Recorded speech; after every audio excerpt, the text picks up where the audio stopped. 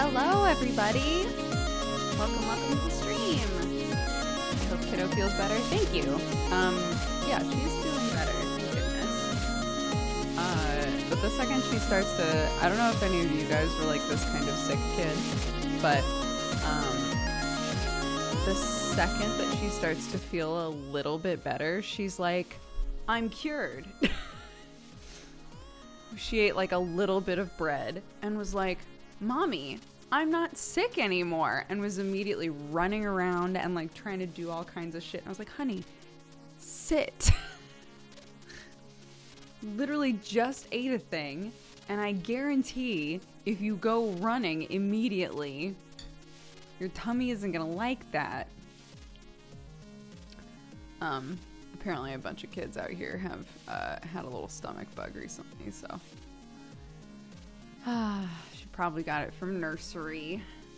Also, this is gonna kind of be a social eating stream. I'm so sorry. I haven't had a chance to eat yet. So it's 3 p.m. First meal of the day. Cheers.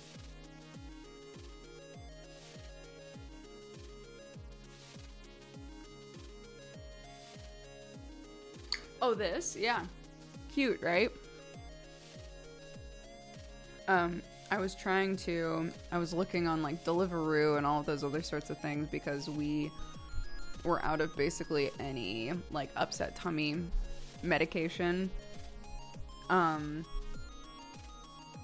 so I was like, just in case she gets like a fever or something, like we don't have anything in the house.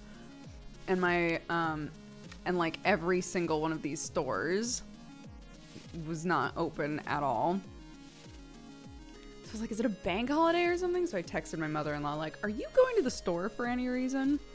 So my mother-in-law dropped off Cowpole and a huge like coloring sheet thing and then a bunch of unicorn stickers. So I got some. Clarky has like 10 on her, and then the rest of them she put on cabinets in the kitchen. So the rest of them are a surprise.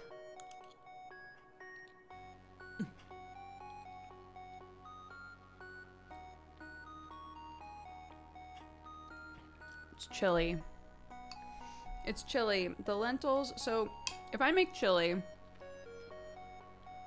and when I take the lid off, and I know everything's cooked, right?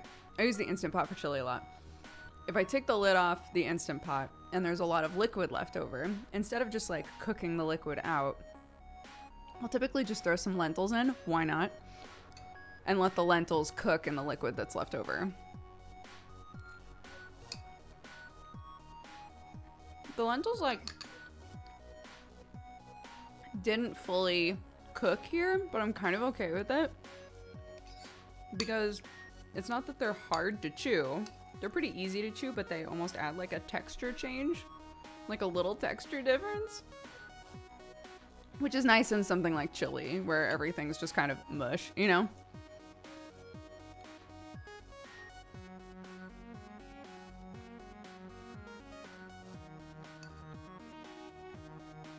So yeah.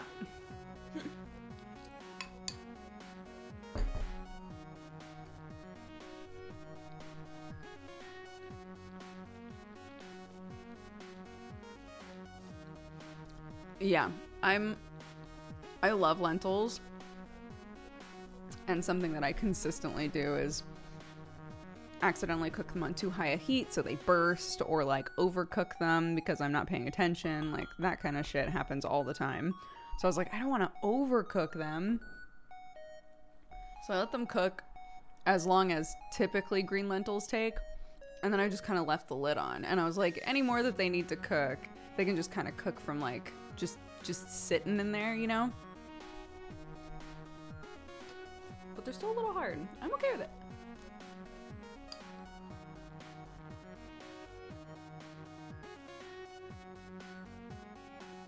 Anyway, how are all of you? BT came by today, oh my gosh.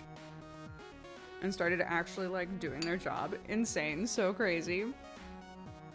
The guy showed up and was like, cool. So where's like the line that comes into your house?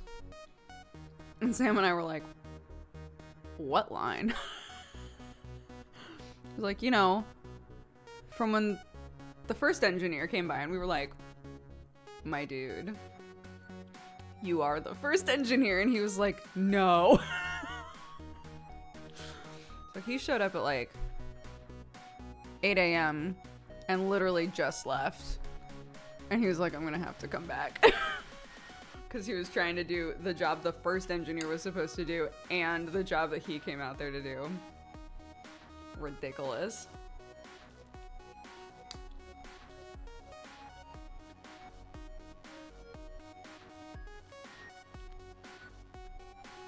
I know. He was very nice though. He called a bud to come help out. I guess there was another guy like doing a job nearby and he was like, yo, can you... I have to dig a line for fiber. Can you help me? Insane.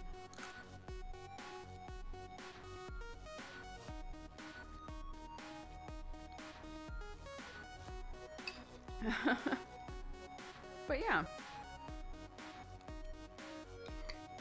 Mm-hmm.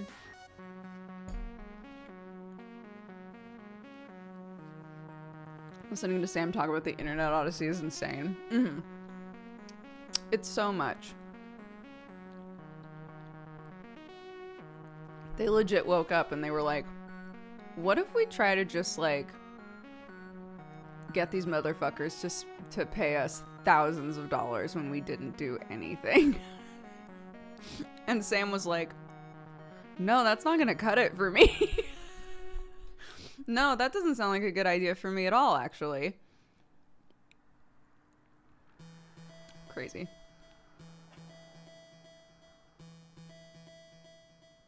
Long story short, BT sucks. BT sucks. But I'm kind of starting to feel like all internet companies in England kind of suck. But yeah, we had business internet in the last place, and they were like, we'll just transfer the business internet over to this new place. Easy peasy. And you know, we've been living here since November.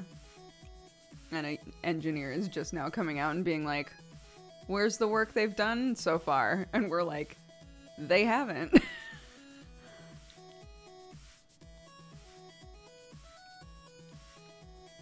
Wild.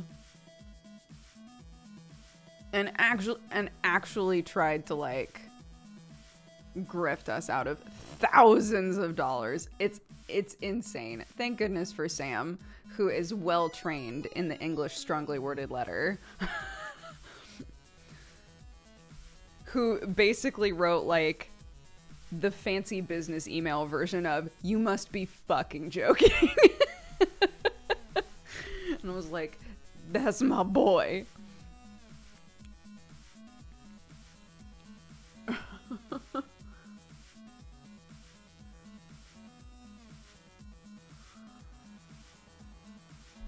Anywho, I've got a tea, I've got chili, my kid is maybe sleeping, I hope she's sleeping a little bit more. She was like, I knew something was wrong this morning because normally Monday is a preschool day. So she came into the room and I was like, oh, here we go. And she had come in at like 7 o'clock on the dot. So I was like, oh, great. She came in and she was like, Mommy, can I sleep with you? And I was like, at 7 o'clock? Sure, if you need some more sleep. Yeah, sure, of course. So she curled up with me and we like wrapped up. And then she was like, Mommy, I need to go potty. And I was like, okay. And so walked her to the bathroom and she just yacked. And I was like, oh. Oh, this is why. So all morning she was kind of like in and out, like awake, but she would fall asleep for like 5 minutes and then like suddenly wake up again and just feel awful. She kept asking to eat things, but then like obviously couldn't eat them, but she would get really upset if I didn't at least bring the food. So I kept bringing her things like bananas just to set them next to her so that she would feel better with their presence. But she could not eat them and had no intention of eating them. But yeah, I think around like noon is when around like 10 a.m. is when we got our first smile out of her of the day, and I was like, a smile. And then around noon is when she was like, Mommy, I want bread. And I was like, okay, I've got a fresh loaf that just came out of the thingy. Let's eat some bread. And so she ate the bread and she kept the bread down. So yeah, so she's rapidly improving, thank goodness.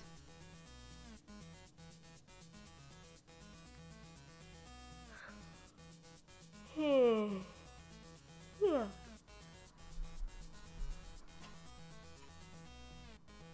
What bread maker is it?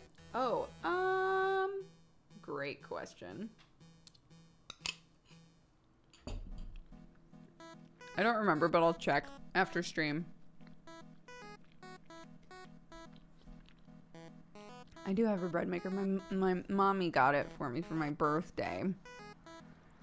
And it's great. She also got me like a thing to hold it. I have like a really pretty bread bag that I got forever ago. So when I've been making bread, I've been putting them in the bread bag. And my mom was like, there's one more thing that's on the way that goes with the bread maker. And I was like, okay. And it's like a loaf holder thing with vents. So you can decide if you want like it to be venting or not. I guess if it's like freshly made when it's really hot and you don't want it to just like be, you know, bombing up in there. But the cool thing about this is it has a built-in like slicing thing. So you put the bread inside of the thing and then it has like the grooves for slicing so you can then slice the bread. I'm easily satisfied, I guess. I was like, whoa.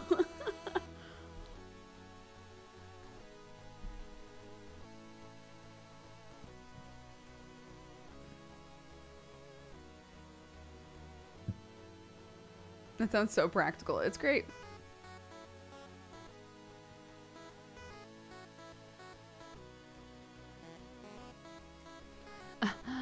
I just arrived. I know you mean an unwell child, but I can't not read it as sick as in cool. My sick kiddo.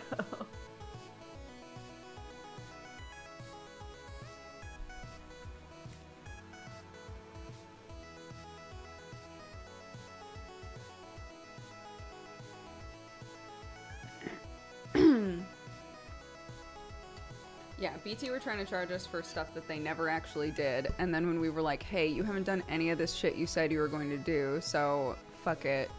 We're not, you know, just cancel all of it. And then they were like, well, you know, the unfortunate thing about that is then you're going to need to pay your cancellation fee because you signed a contract with us. And we were like, yeah, we did sign a contract with you that said that you were going to do all of this fucking shit that you never did. So do you want us to pursue this? Because we will win. It was actually insane.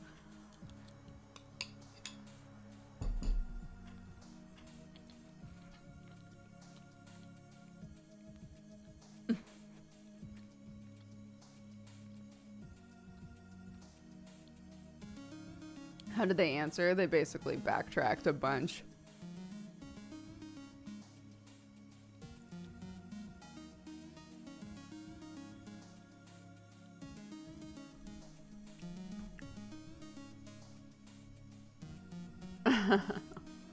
Where can I find a rad bookshelf like that wooden one in the back? I found the guy who makes this on Etsy.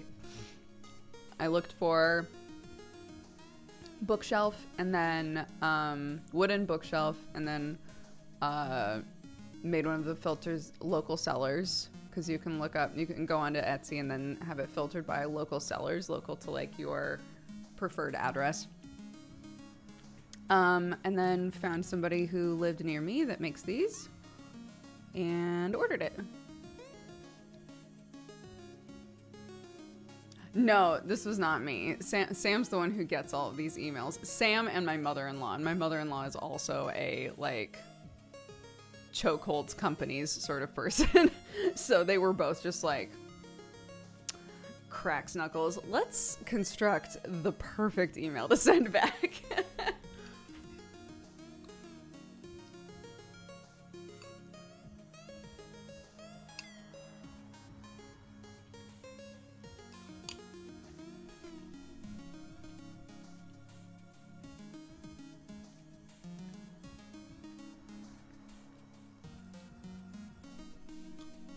BT, our BT business line.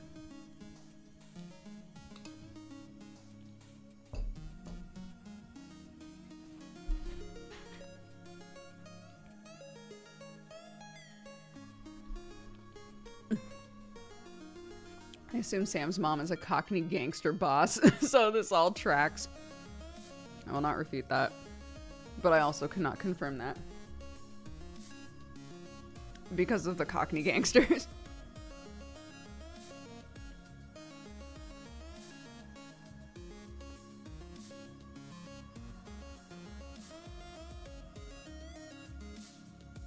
Not sick. Yes, sick. The difference between her when she woke up this morning and her now, though, is huge. Like, it's night and day. But, yeah.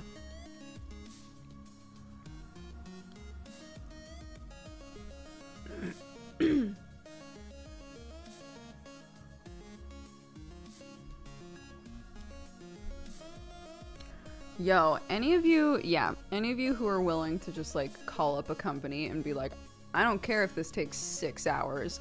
Yeah, I'll stay on the line. And yeah, I will argue with 5 different people. You are so much more powerful than most of us.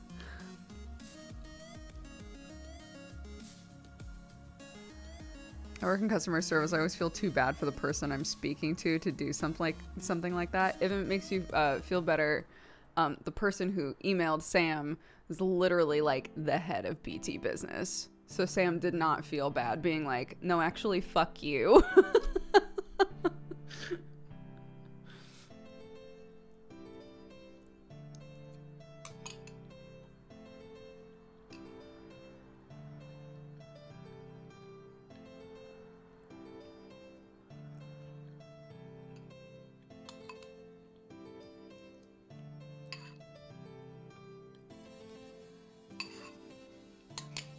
I mean, like, I think that there's a difference between yelling at a customer service person and standing your ground that, like, no, you're not getting off the phone, right? Because there's definitely times when you're on the phone with somebody and they're like, there's just nothing we can do for you. And you have to just, like, dig your heels in and be like, I would really feel better if I talked to, you know, the next person up, please.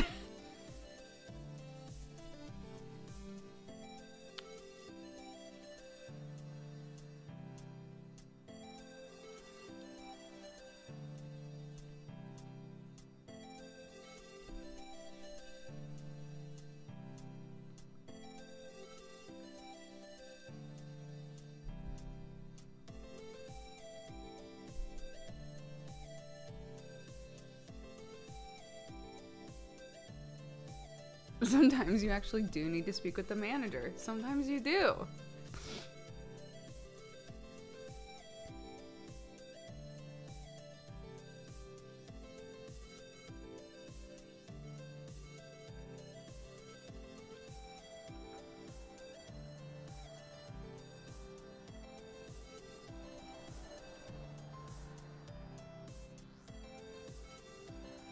During which stream did Sam rant about this? I think he's done it quite a few times, but yeah.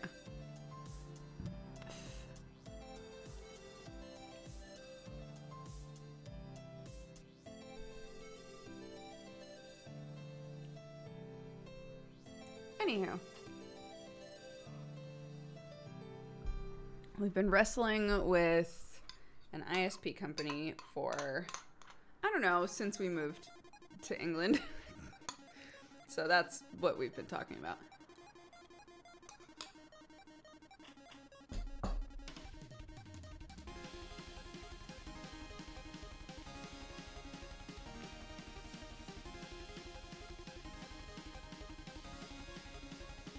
Frames are being dropped? They shouldn't be. On my end, there's no frames.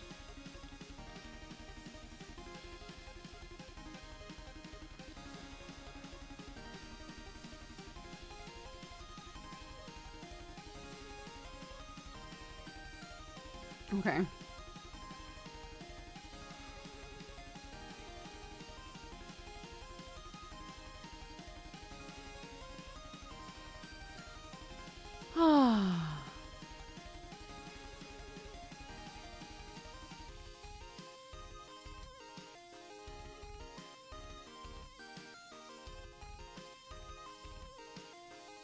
BT heard you talking shit, now they coming for them frames. They can try, I'm still on our virgin line, bitch.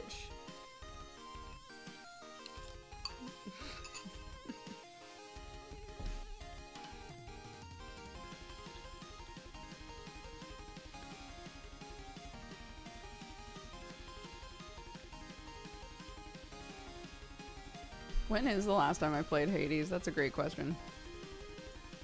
A long time ago.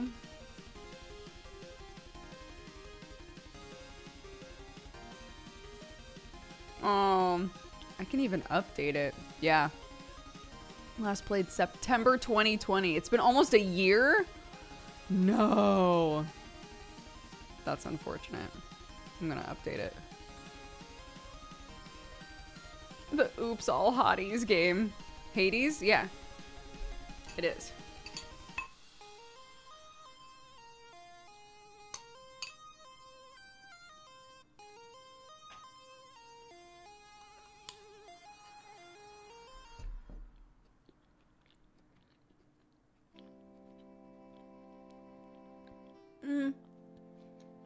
I used to think that they might do DLC.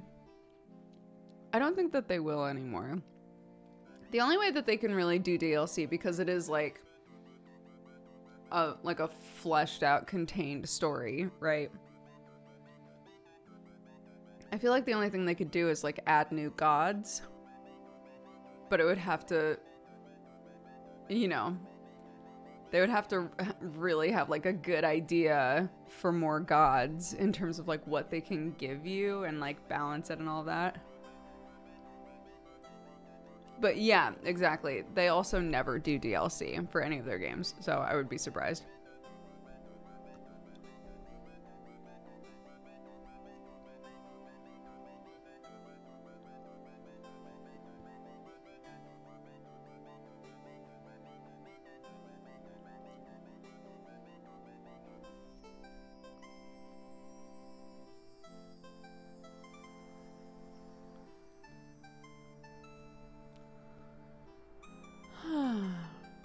Yeah, two of you mentioned Outer Wilds just now.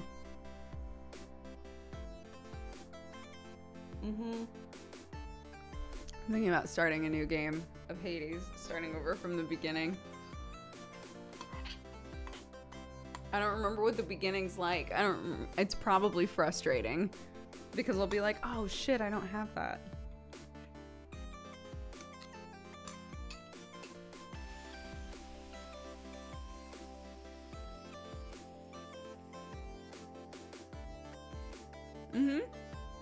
One, two, 3 unicorn stickers. Try not to be jealous.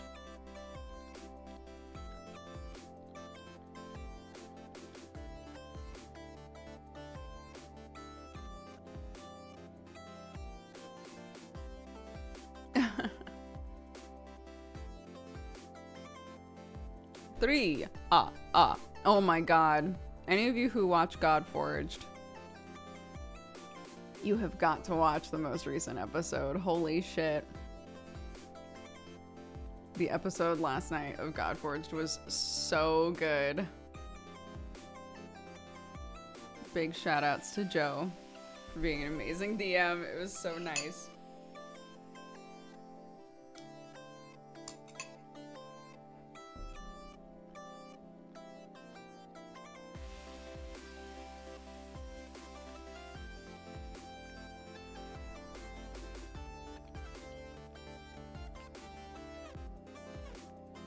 Yeah, why not? Take advantage of the different modes that they have in the game, right?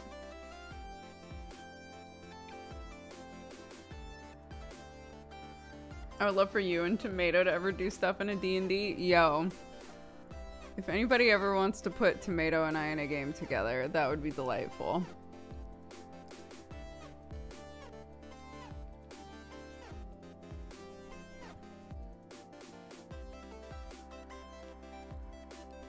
Mm-hmm. Yeah, it was great.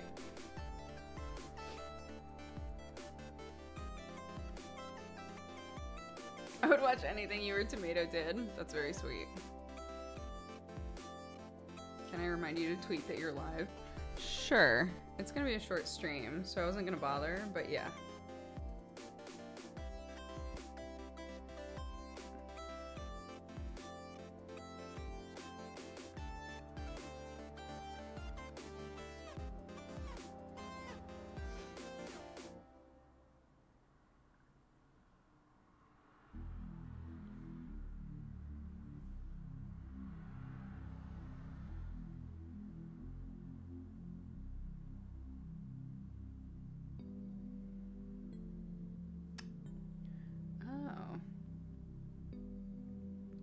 So I ordered a thing for my mother-in-law a while back for her birthday, which has happened now, and it hadn't shown up. And I was like, how weird.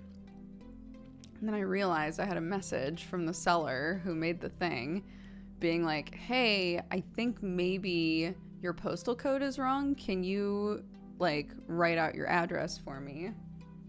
And I hadn't seen it. And so I messaged them and wrote out my address, and she was like, oh my gosh, yeah, the postal code was wrong for some reason. I'll send this out right away. And I was like, oh my God, was it late because I didn't see that message? What a classically Duger thing.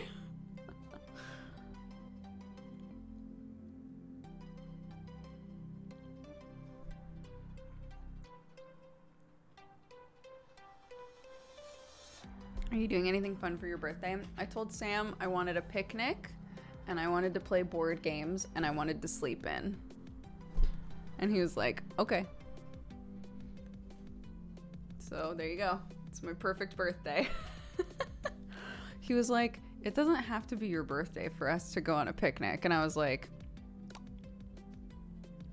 right, but that's what I want for my birthday. My birthday is on the 6th, which is a Friday. So I think we're gonna do like a picnic and board games thing on Saturday.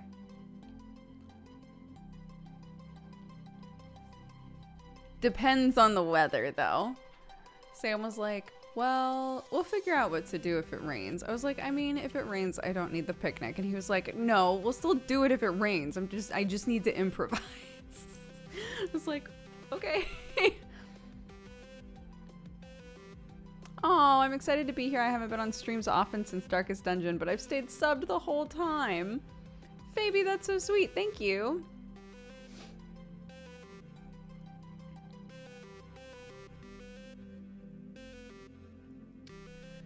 Yeah. I don't need prezzies. I just want a nice picnic with my little family. And I want Sam to play one of these fucking exit games with me. And then I'll be satisfied. A perfect birthday.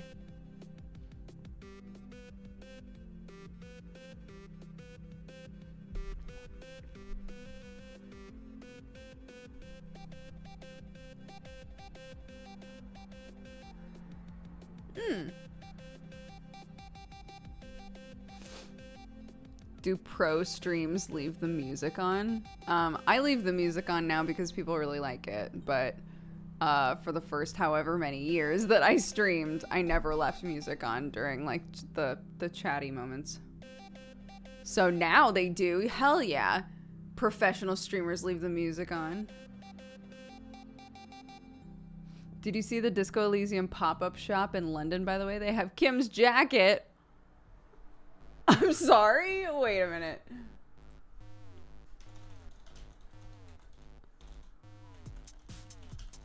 Am I gonna have to go to London? What the fuck?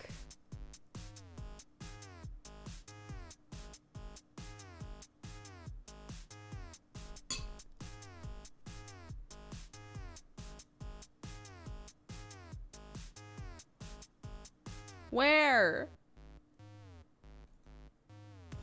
Where? It just says pop-up shop in London. Where?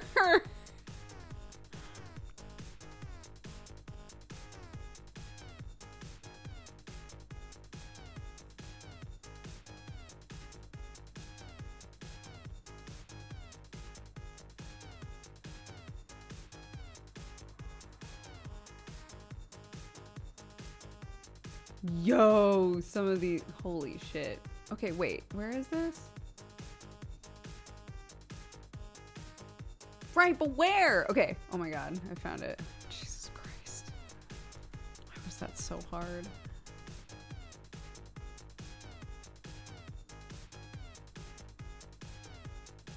Okay, I found it. It's in London, on London Street. Yeah, that's the one.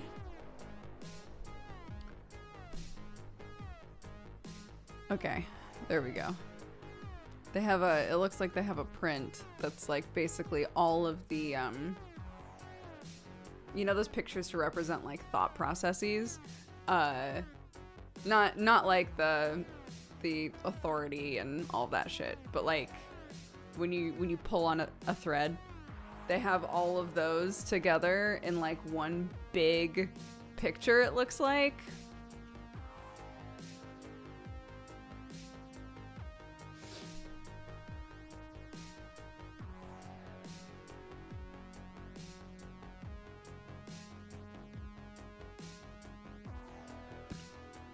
Have you ever thought about if you would prefer to die younger or older? No. I would love to be old as fuck, but it'll happen when it happens.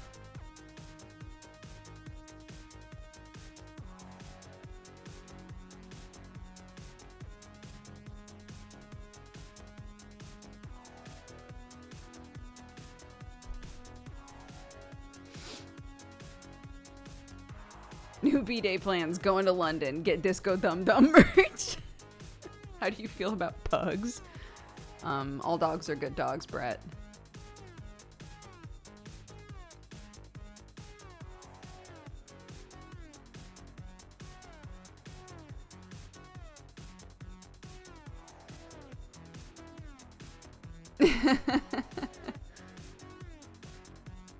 Right? An orange jacket, my favorite.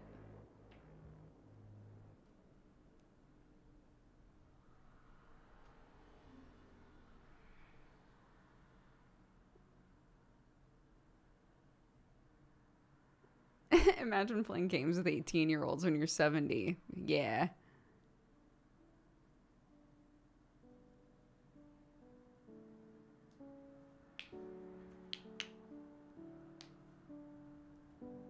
Recently, breeders are trying to help pugs look more like normal dogs and be able to breathe properly. They're so cute. Aww.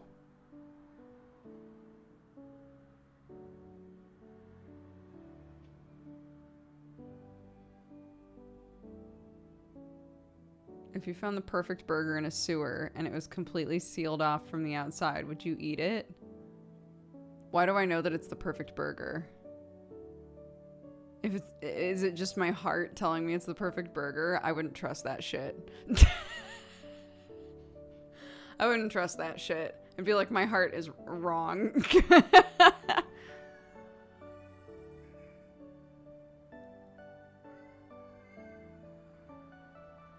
It's just labeled the perfect burger. That's also suspicious. I can't imagine a scenario in which I look at a burger in a sewer and go, that's the perfect burger, and believe it.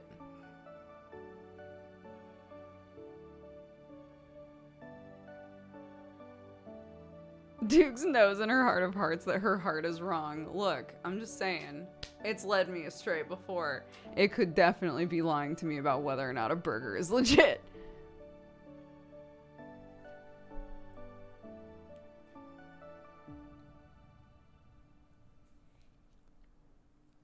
What if it had a sign next to it that said perfect burger? That's a trap. That's bait. No way. Next question.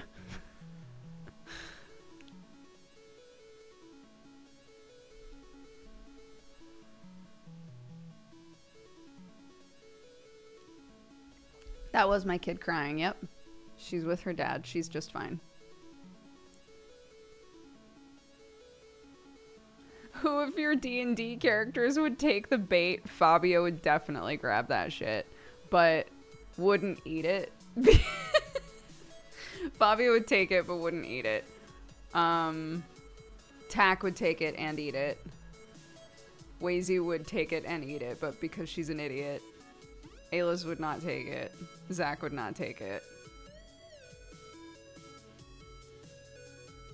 Moral would pick it up, I think. Fabia literally stole from the Fae just to see if she could. She just likes the thrill.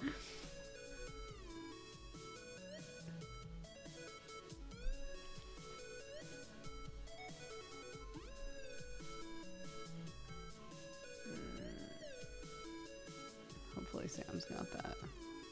What would Breakdown do? Breakdown would not touch that. No way.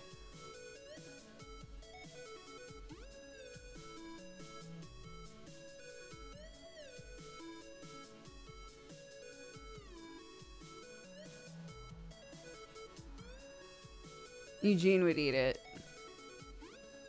But Eugene doesn't taste things like normal people do. Yeah, that's the thing, right? Is legitimately in Godforged before, Fabia has taken something sus and given it to a person as a goof. Fabia would definitely take the burger and give it to someone later and just watch and see what happened.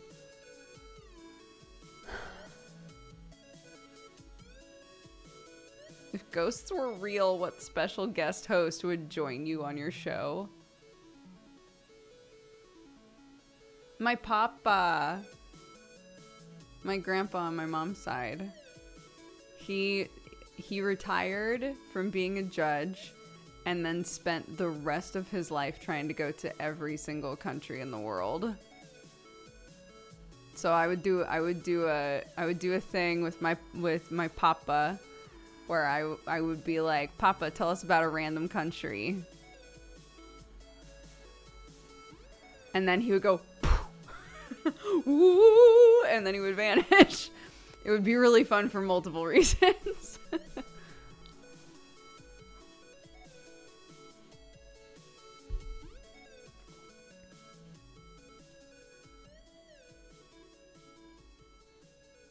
Yeah. Yeah, he had a blast.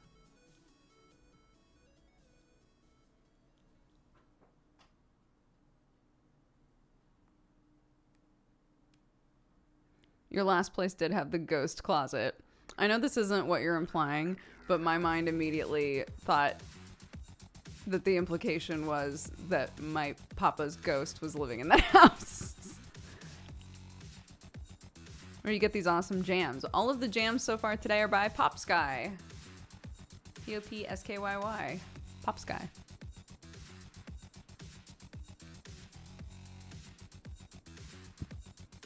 Papa, yeah, at least where I grew up, Papa can either be dad or granddad.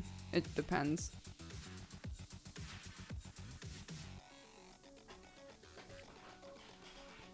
This is all reminding me of that John Mulaney bit. You ever seen a ghost? Yes. Say more right now.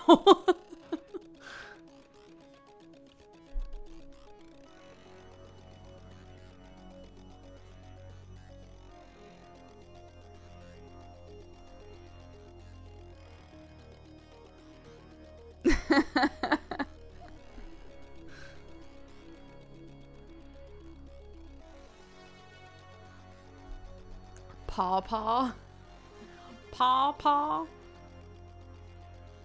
Sorry to hear the kiddo's sick. What's wrong? She just has a little tummy bug.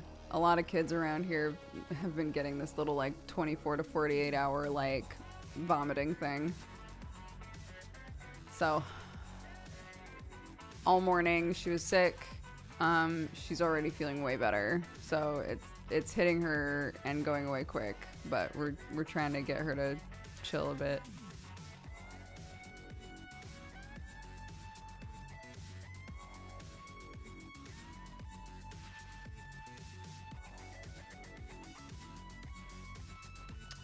Okay, apparently Sam isn't getting that, so one sec, be right back.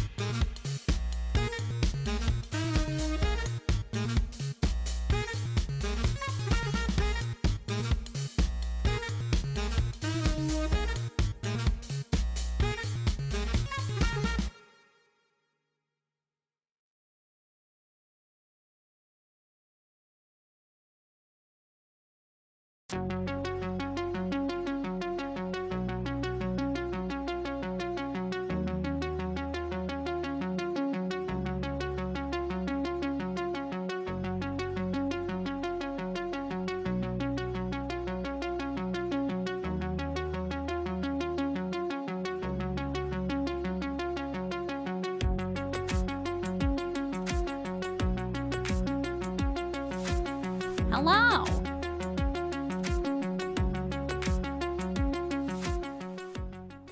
Turns out Sam did get it. That sounded like he got the door.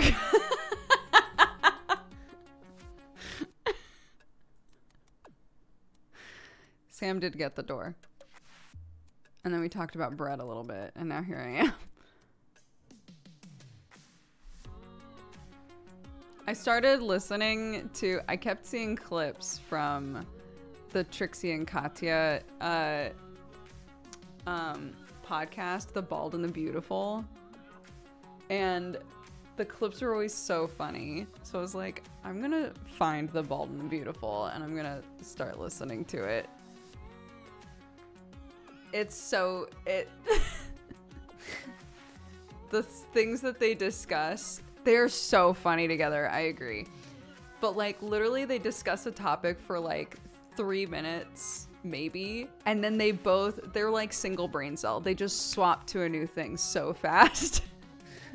They hit like so many different topics. It's really chaotic, yeah. Yeah, The Bald and the Beautiful. Very good. Hello, is that a kitty? Probably. Yeah, Clarky's okay. She's just a little sick. She has a little tummy virus, but she's already feeling way better. She's already able to keep food down when she wasn't able to do that this morning. So it's coming and going really quickly.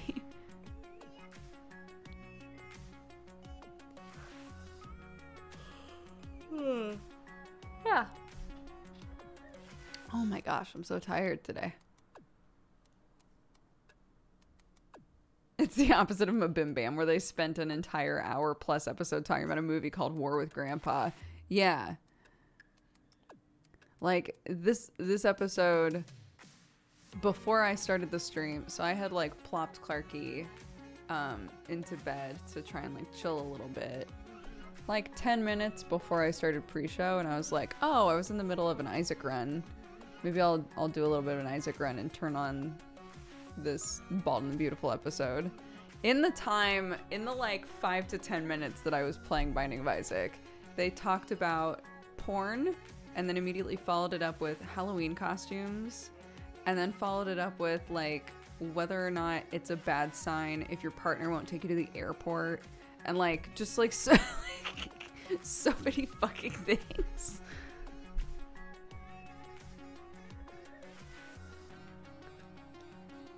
I hated that episode. Why wouldn't someone take them to the airport? Because they live in Los Angeles, and taking a person to the airport is like the worst in Los Angeles. Oh, Mabim Bam, I mean, I see. For saying that taking your partner to the airport was a euphemism? Yeah. It's not. I tried to wait long enough that some of you were like, is it?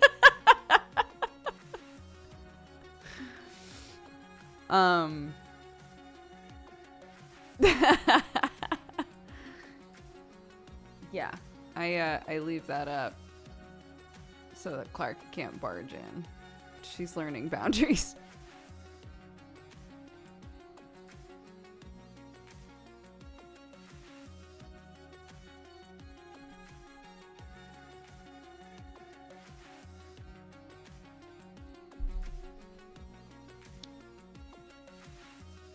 This is really good to listen to while I do my work for the next year of uni. Oh my goodness. You're doing much more important stuff than I am. I believe in you. The Clarkicade. Dungeons and Daddies is almost done, I think. Is it? I've been catching up. I've been putting it on pretty much every time I clean lately. I'm still not very far into it, though. I'm on episode 38. Out of how many? Out of 63.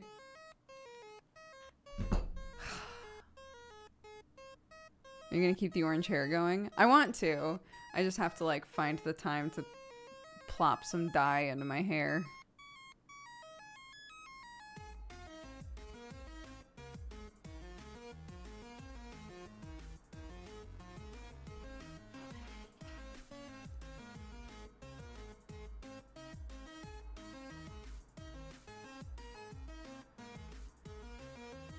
I've been listening to a podcast where they explain the nonsensical lore of Mortal Kombat. It's pretty wild. Wait, that sounds amazing. As a person who was obsessed with Mortal Kombat when I was younger, that sounds amazing. Making time for hair tie is always a chore. It also doesn't help that Telly, bless her soul, did an incredible job with my hair. And so I'm sitting here being like, how do I apply dye to this hair in a way where it's not, where I don't ruin it?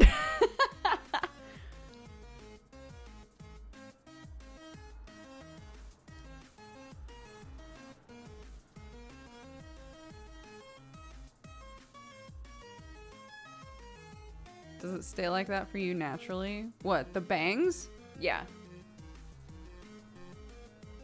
There's no product or anything in it, but it does this easier when it's a little bit dirty. So it's not freshly washed anymore. We're like 2 days in right now.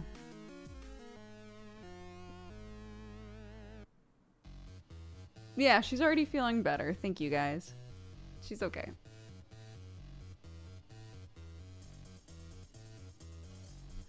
Ba ba ba. Ba ba ba ba ba ba ba ba ba ba ba ba ba ba ba ba. Yeah, well, I mean, like when people talk about training their hair, you really do like train your hair. So like Telly and I were talking about it a bunch when she was cutting my bangs, because she was like, this hair is gonna be really used to being back, right?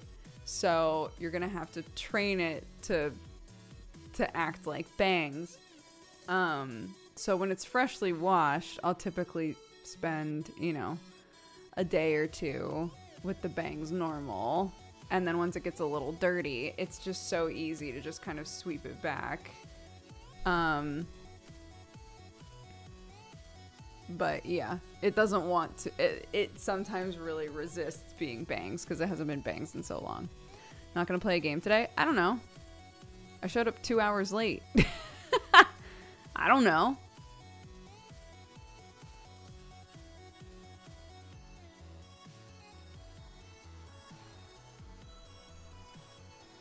What's the origin of the word bangs? No idea. Google probably knows though.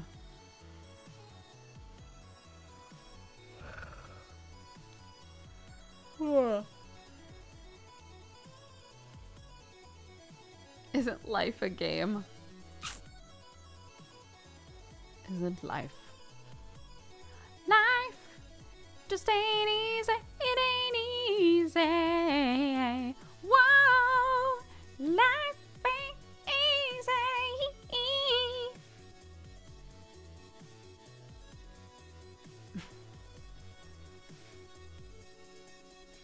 The guys are back here checking the shit that they installed, so they definitely heard that.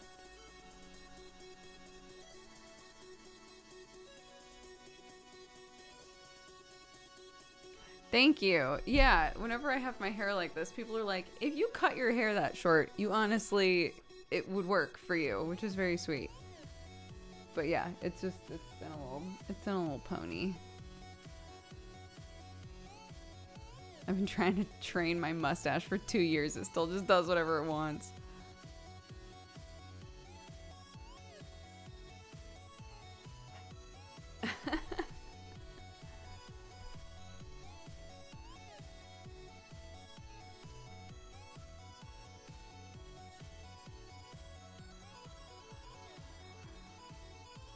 I just achieved the incredible feat of falling off my chair and knocking everything off the table with me. Are you okay? Did you ever live on the East Coast? No. I only ever lived on the West Coast. I lived in Oregon until university. No, even university, until I moved to Los Angeles in 2010. So into my 20s, I lived in Oregon, and then I lived in LA, and then I live here.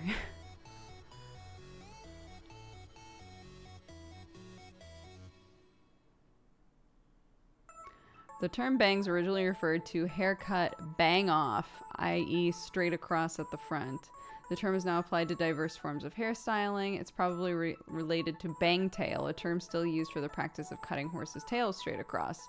The term fringe refers to the resemblance of the short row of hair to the ornamental fringe trim, such as those found on shawls.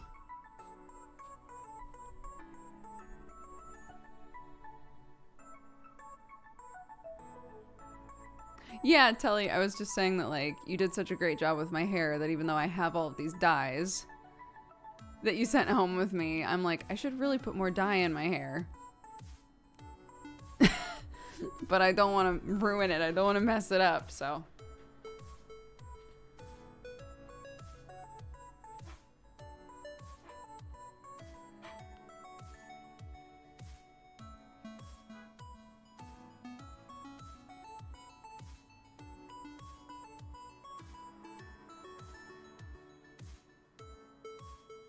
Thanks.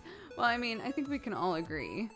It's, you know, it's fading. Back here, the colors are lovely and they fade into each other really pretty. The bangs, oh, most of it has come out now, you know. I think it just depends on like which color it is, what's wound up happening to it.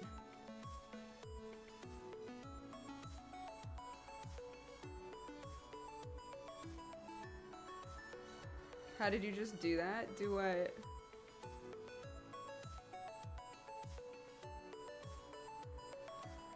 Yeah, it's fading really pretty. I agree.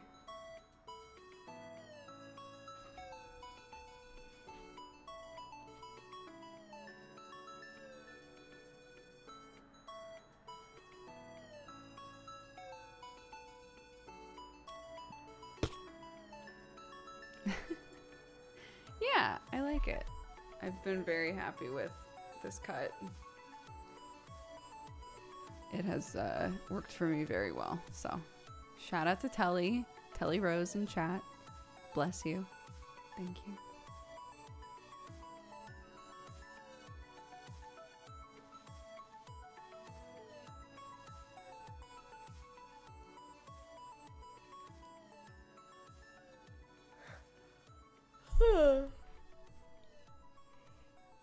Oh my god. Wake up. Oh. Oh. I impulse ordered the other 2 Greta Helsing books. Cuz I finished the other one. I finished the first one. And heel turned directly back into Artemis Fowl Town, which I don't know why it's so difficult for me to get through this first book. But yeah. The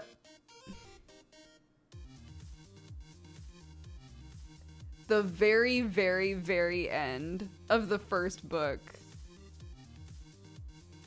annoyed me. I'm not gonna spoil these books because I've talked about them enough that I know a bunch of you guys have like looked into the book to maybe read it, so I'm not gonna spoil anything. But the very, very end of the first book annoyed me, and so now I'm like,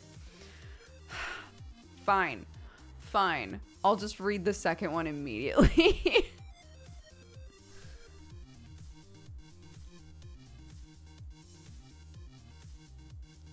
Do you find the longer you stay in England, you're picking up more slang? Do you ever find a bit of an accent slipping out? There are some vowel sounds that I will start to say a word sometimes, and the way that I say the vowel sound is wrong. Wrong for me, right? I'll be in the middle of a word, and the word so far is American, and then there's a vowel sound that I like skew in a way that I know is English, and then I'll like, right? Like it it didn't come out naturally. It just felt weird. So that sort of thing has been happening. Mostly though, I speak with more of an English like intonation with my kid.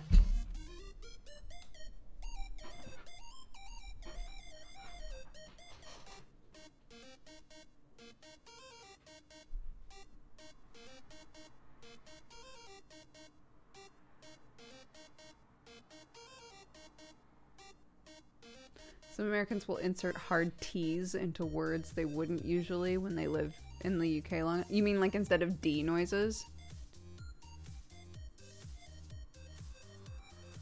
Like instead of water, saying water. That kind of thing.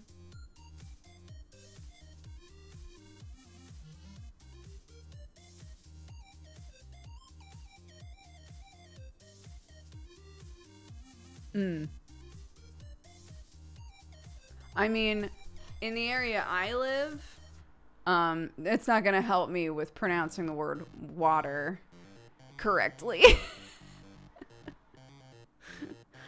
Sam's whole family likes to just take a word, identify the consonants, and just throw out a few of them.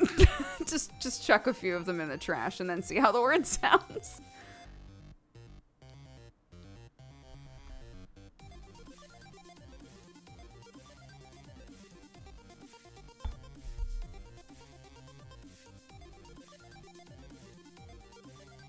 No, not the vowels. Not the vowels. The consonants. Is Cockney rhyming slang a real thing? Yes, it is. Who needs all those consonants, honestly?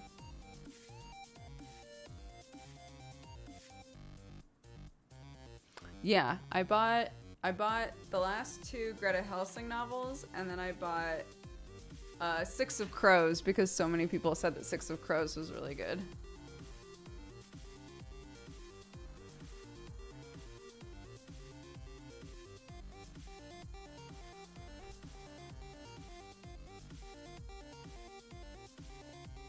Whoa. Yeah. Whoa.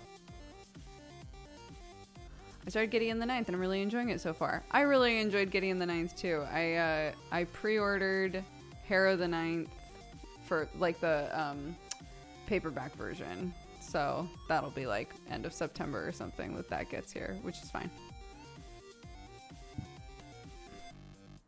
It's the same person who wrote Shadow and Bone, that whole thing, right? Wrote Six of Crows.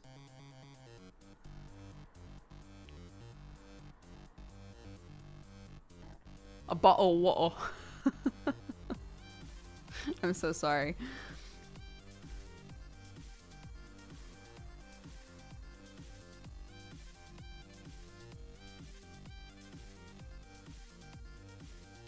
Oh my god, Court of Thorns and Roses. The only thing I know about those fucking books I get from watching Read with Cindy. Literally put out like 2-hour-long videos describing in detail everything that happens in the most recent book in that series, and it was a fucking fever dream.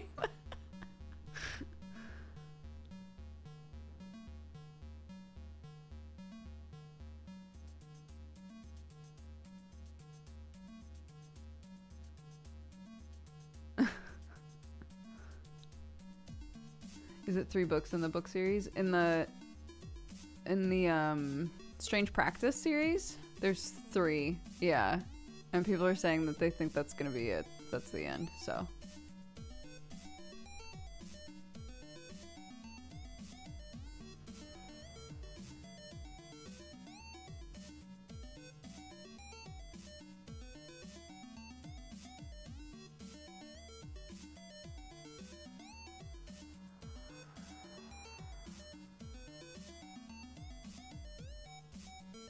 Court of Thorns and Roses is a guilty pleasure. Don't hate. I haven't read them. I've just watched multiple booktubers talk in depth about how they feel about those books because they're so divisive.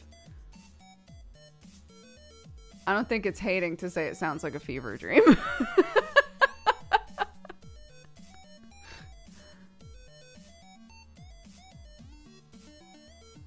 No, it is. Great. Great.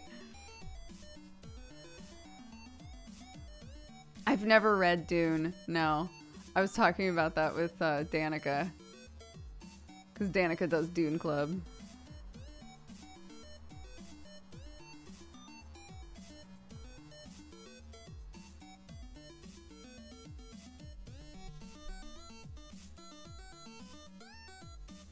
Dune sure goes places. Dune 1 and 3 are good. That's all I've been able to read into so far. Wait. Like you've read Dune 1 and 3 but not 2? Booktuber, that's a word I haven't heard before. Oh yeah, that's the like book reviews and like all of that sort of stuff. YouTubers that do like book and novel content are called booktubers.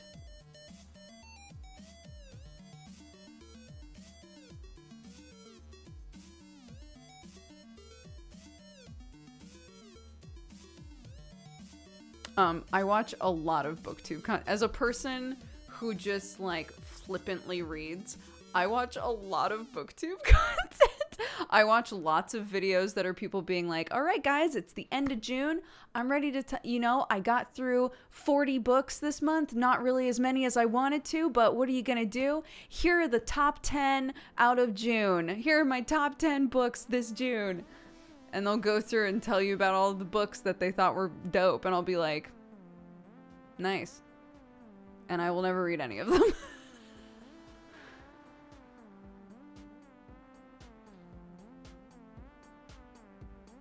It blows my mind how many books they read. Yeah, it's great. For 40, I'm being a little excessive. But like, honestly, some of them, yeah, it feels like they're reading a book a day.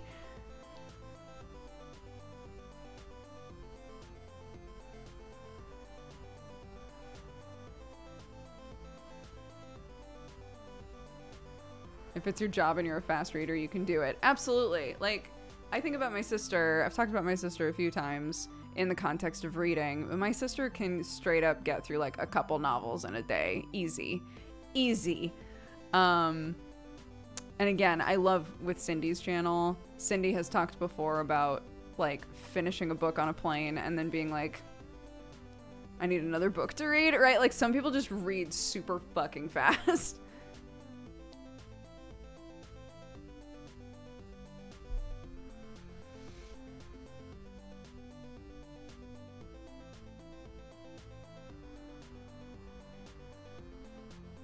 That's my fiance. She reads so fast. I couldn't be me.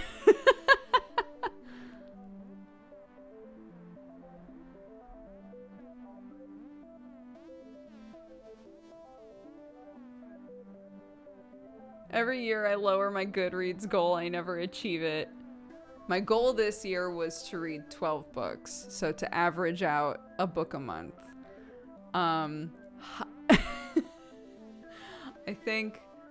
I think I've gotten through what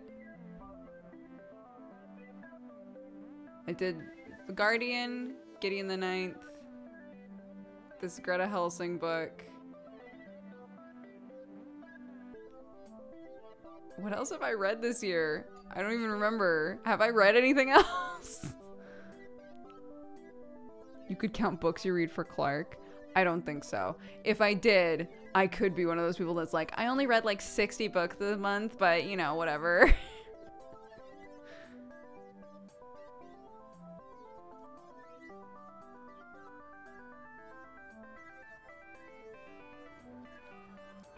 My goal was to finish one book. Yo, whatever works. When I've just finished a book that I've really enjoyed, I always immediately try to like keep the momentum going and move on to another book, which is why I've finished Greta Helsing, and today I was like, I'm gonna hop back into fucking Artemis Fowl, this stupid bitchy shit kid.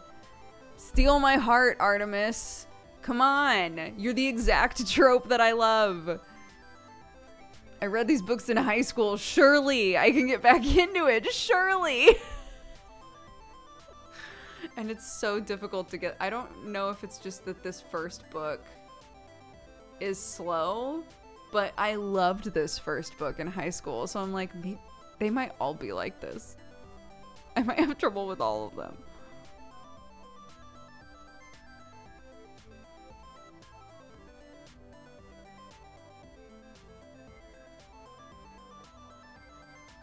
If it was a goal about buying books, I would beat it. It's a little too real. Lower your voice.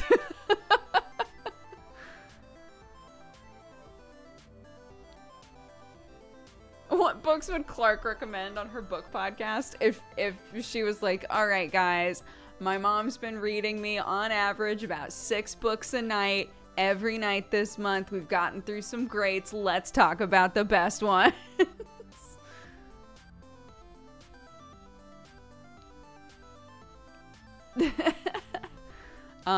Currently, she's still really into Skeletons for dinner. She still asks to read Skeleton for dinner almost every single night. If I was gonna be one of those like really aesthetic parents that's like, all of the Halloween books go away until Halloween and all of the Christmas books go away until Christmas, right? I would be depriving my child of so many books that she's obsessed with, like Skeleton for Dinner, which is literally about a bunch of witches making a stew, and a skeleton thinks that the witches want to put him in the stew. That's the whole book. It's the whole story. She loves that book. She's currently really into Sloths Don't Run again, which is a book we've had since she was a baby. She adores that book.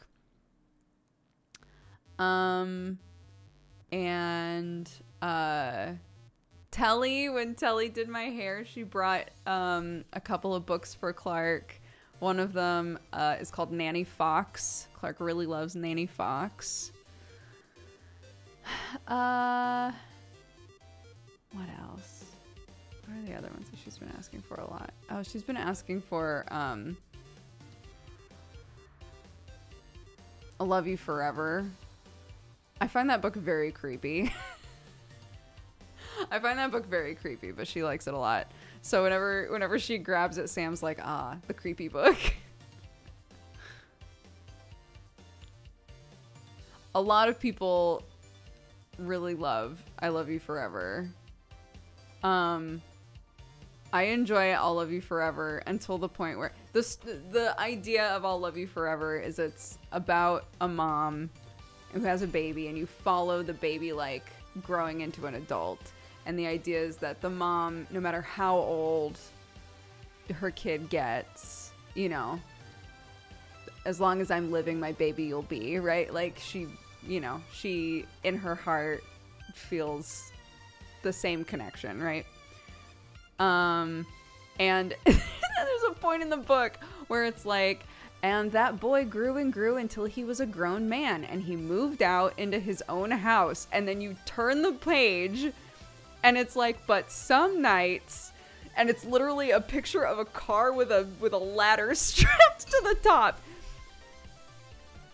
Some nights, the mother would climb into her car, drive across town. This is almost word for word. Drive across town, and then if her son was asleep, she would creep into his room through his window, pick him up, and sing the song to him. And I was like, what if he was getting down in there? I know that's a kid's book, so that's not like, we're not going there, but I'm just like, Mom, knock on the front door. Like, what the fuck? I hate that part of the book. It's so weird. It's so creepy. Like, the idea of your mom putting a ladder up against your house, climbing up, cracking your window, breaking into your house to cuddle you and sing you a song and then creep back out. It's so weird. Anyways, it's so weird. It's by far the weirdest part of the book, but every time I get there, I'm like, this is so strange. The best part is that at that point, the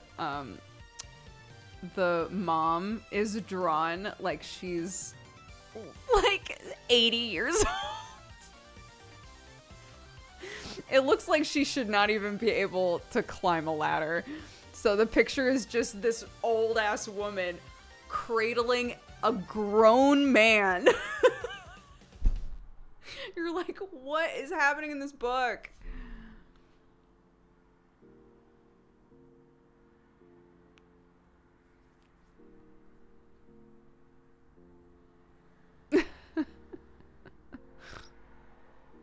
Anyways, not that book.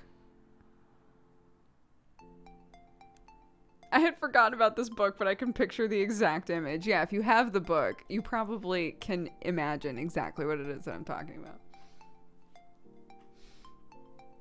Is it supposed to be comforting to the kid? It's supposed to be just like a story of... I think it's supposed to get across the idea of like, I'll love you forever, right? Like no matter how old you get, no matter what you go through, no matter where life takes you, you'll always be my baby. I'll always be there for you and I'll always love you, right? That's supposed to be the idea. But this one part of the book, I'm like, Mom, go home. Go home. Stay home. He moved out, Mom.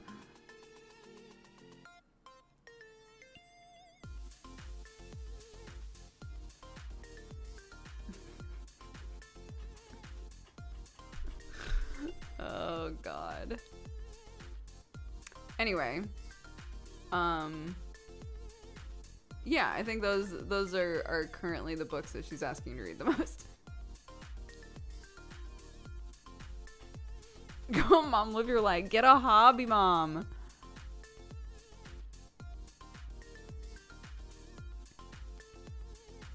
My mom read that to me all the time as a kid, and now I find it disturbing. I don't remember why we have it, because I've never seen that book in my life before I had Clark. I think someone gifted it to us. Maybe one of you. It sounds like it's like a classic old kids book. And again, I understand what the message is supposed to be. It's just weird. It's just weird at a certain point.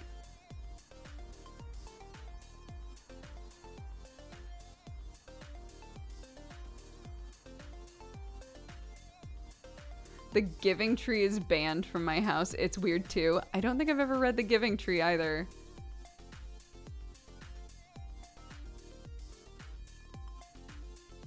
Take Dad out dancing. I think in Love You Forever, the implication is that it's a single parent situation.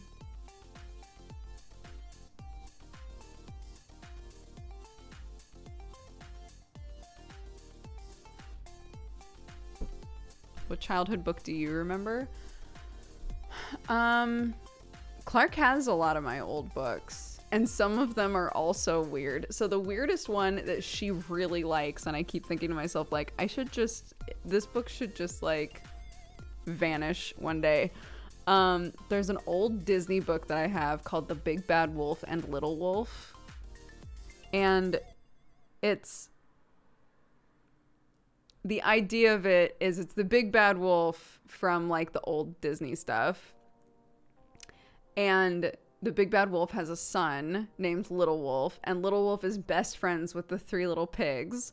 And so in this book, it's Little Wolf comes home and he's like, I got a gold star at school because I was good. And his dad is like, no, you're like, I'm the big bad wolf. You're supposed to be bad too. I'm taking you to the woods and I'm going to teach you how to be bad, basically. And the rest of the book is Little Wolf being instructed to do things and being like, I don't want to do that though, right? Like, I don't want to do these bad things. And the three little pigs help him basically like grift the big bad wolf into thinking that he's done bad stuff. So like, on one hand, I'm like, yeah, Little Wolf, be your own person. You don't gotta be like your messed up dad. On the other hand, there are so many panels of this book that have the like tone or directly say something along the lines of, but Little Wolf, you know, had to obey his dad. Little Wolf had to do what his dad said. Like, all of these things. And I'm like, I don't like that. I don't like that. Poor little wolf. Unreal. What a toxic environment. And then the big bad wolf. So at the end of the book, sorry, spoiling this book for you. At the end of the book, Little Wolf and Practical Pig, the brick pig, Practical Pig and Little Wolf fall into a well. And the other two pigs are like, oh no, we need to grab some vines and make a rope to get them out of the well. And Big Bad Wolf walks by and is like, ooh, 2 of the 3 little pigs for little wolf and I to eat, knowing full well that his kid is best friends with these pigs. He's about to be like, guess what? I cooked your best friends. Let's eat them. Fucked up. So he takes 2 of these pigs and puts them in a sack, and he's like, I'm taking you home, we eating you. He starts to walk away, and then one of the pigs is like, your kid is literally in a well, and he's like, you can't trick me. And then little wolf from the well is like, Dad, I'm actually in the well. Please help me. Please work with the 3 little pigs to help us get out of the well. So he does. And then and then the Big Bad Wolf is like, well, I guess we'll go home. I really wanted to eat the pigs, but I guess I shouldn't because they helped save my kid. And then the pigs are like, yeah, should we all have a picnic?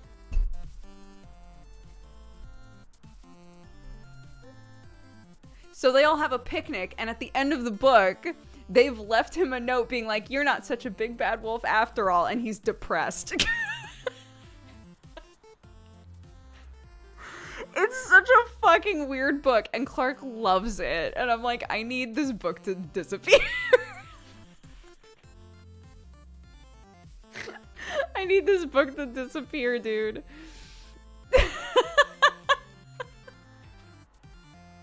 It's so weird. Oh my god. Someone has to forgive. If somebody puts me in a sack and says, I'm gonna eat you, I do not forgive. I do not forgive. I'm out. That relationship is toast. The bridge is burned.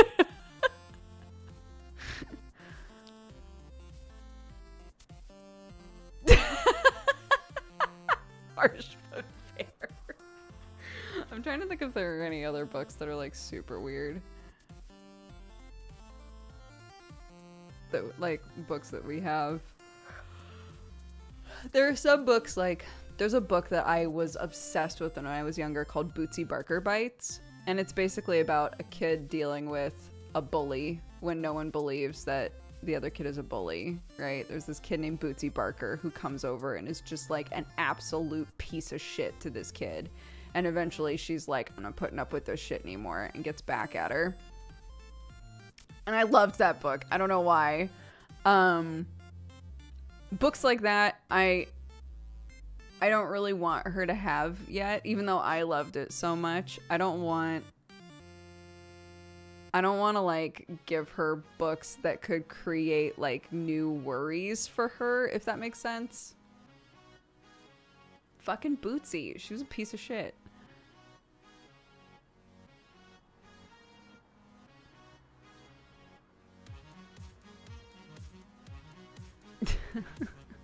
The cover is also horrifying. Where is that book? I wonder where that book is. It's definitely in this house somewhere.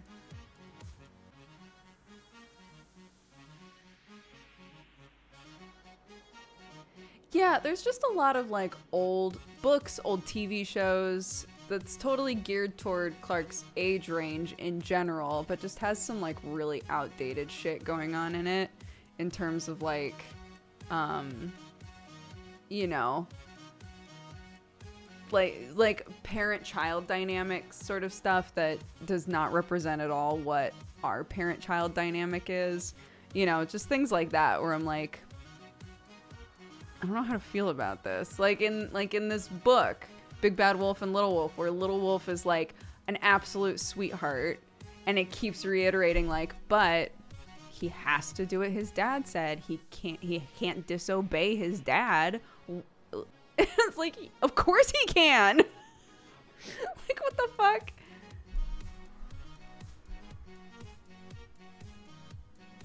Little Wolf needs to be like, Dad. No, but also that is not his job as the child in the situation. His dad's toxic. Anyways.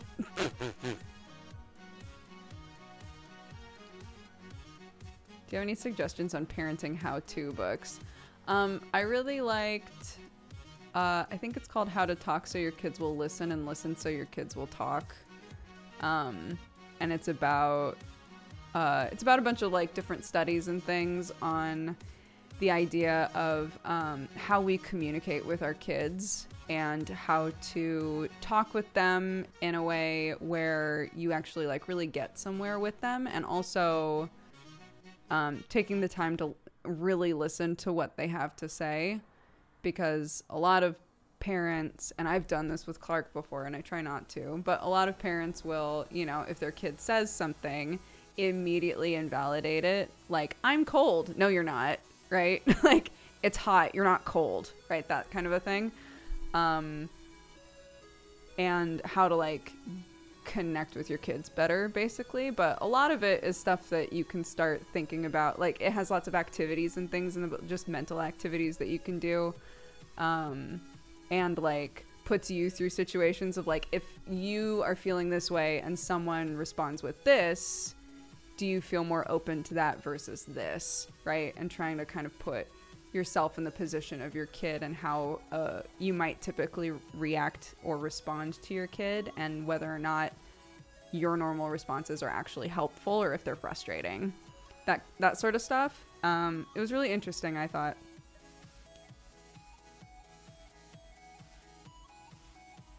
First time dad in October. I'm trying to get ready. It's going to be a blast. It's going to be exhausting, but also so much fun. Congratulations.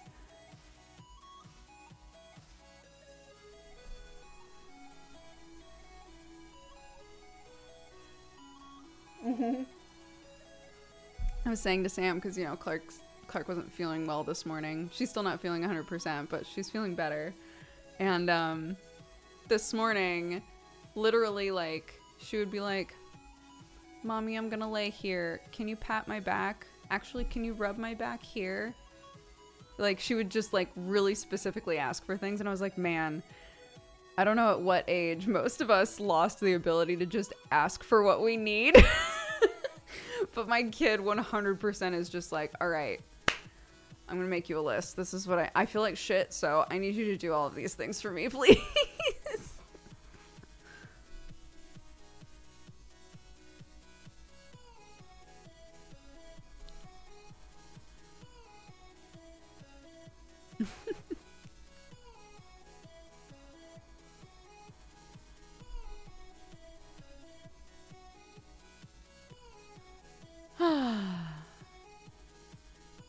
Yeah, here, I'll look it up.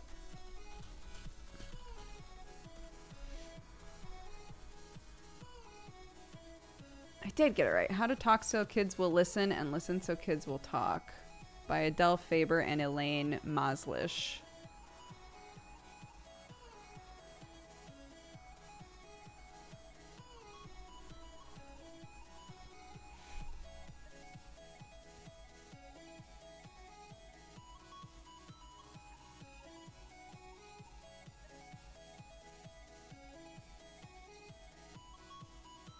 Yeah, I feel like Clark's just gotten to the age where she's starting to lie about things sometimes. I don't think that she's lied about anything like big. They're always just like little goofy lies, like, you know, like, did you do X, Y, or Z? And she'll be like, no, right? And it's really obvious that she's just like goofing, and she actually did do it. And trying to be like, I know that we're just goofing, but FYI, you can't always tell me. You don't have to fib, you know, like that sort of a thing. But the other thing we were talking about a while back is like, this is another like how you phrase things and like sort of advice that I was given. But if you know that they did something or know that they didn't do something, don't ask, right? Don't give them the opportunity to lie. So if you know that they didn't brush their teeth, don't say, hey, did you brush your teeth? And wait for them to lie to you. Like, instead just be like, hey, I noticed that you didn't brush your teeth. Can you go do that, please? That sort of stuff. I actually struggle with that a lot. I've found that I actually struggle with that. There will be times where I know that she did something or didn't do something, but I'll still ask. And I think it's this weird sort of mental thing where you're just like hoping they'll tell you the truth. And if they don't, then you immediately feel disappointed. And it's like, we would avoid that interaction if I was upfront about knowing what I know, right? Yeah. This baby advice is doubling as general people advice. Honestly, I think so too. That one specifically, I think this like kind of like talking around the issue thing, it's something I struggle with a lot. And one of those is, yeah, not being upfront about like, hey, I noticed this. Can we X, Y, or Z, right?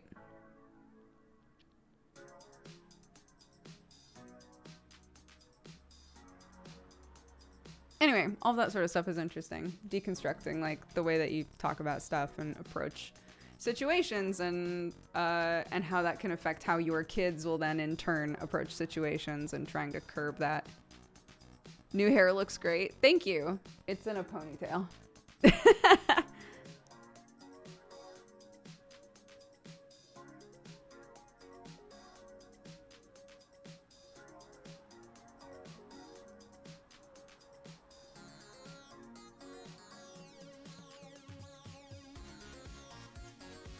Yeah, I think that like avoiding being straightforward about something is an effort on the person who's speaking's side to be softer about something, right?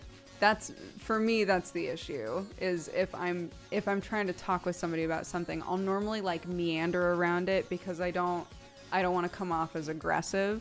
Sam has told me a million times before, like he's told me so many times, like, you don't have to worry about being aggressive.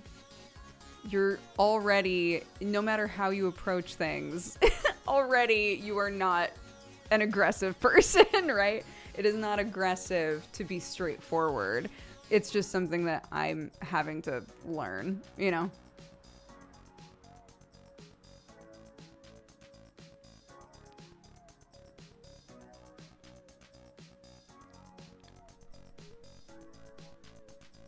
Your stream is very cozy and I'm enjoying it a lot.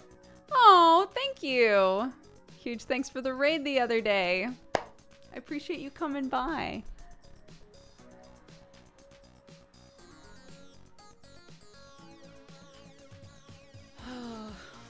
It's 4:40. I was in the middle of an Isaac run. I might just play a little bit of, not to destroy the wholesome vibe, but I might just play a little bit of Isaac for the end of the stream today. And then we'll take another crack at this whole thing tomorrow. Isaac isn't wholesome, you know? I don't think so. If I had to say like that that a game is or isn't wholesome. We could also just do Tribes of Midgard. Which do I want to do? Oh, side note, I wanted to mention this. Someone started if you're somebody who's super into the IO games, someone started an IO wiki.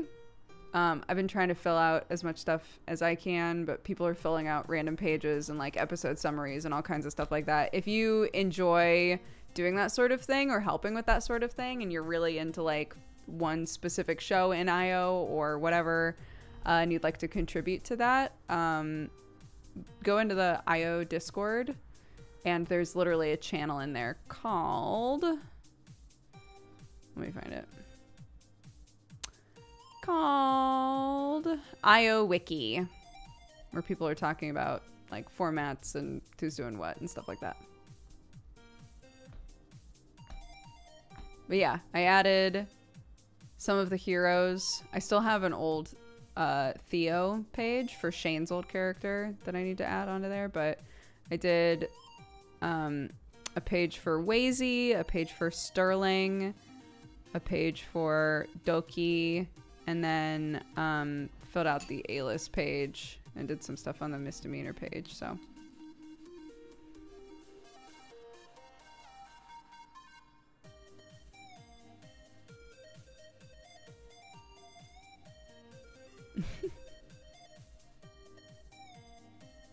Here, we'll do, how about this?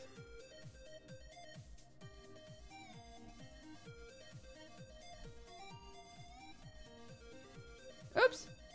Oops.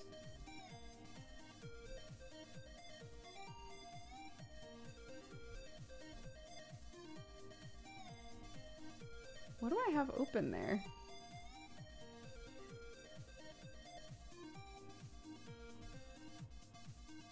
If a little boy magic table mechanic isn't mentioned. Yeah, we could put the little boy magic table on the A-list page for sure. What are you? Display capture. That's what it was. Okay. Hi, Jossum.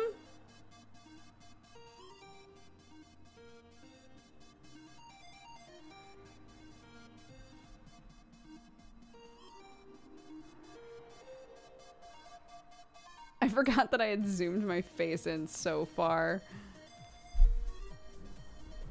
When I was doing the art stream, I like zoomed way in on myself. I totally forgot about that. That's pretty funny. Yeah, it was fun. It was a good art stream. Wow.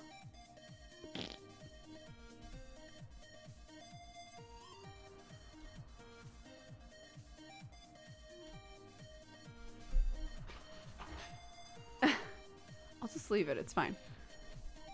It's fine. We'll just leave it. Don't worry about it. It's fine. Okay. We're going to play Slay the Spire. It's a bit more chill. Is it meant to be upside down? The picture? Yeah, because it's in a puddle.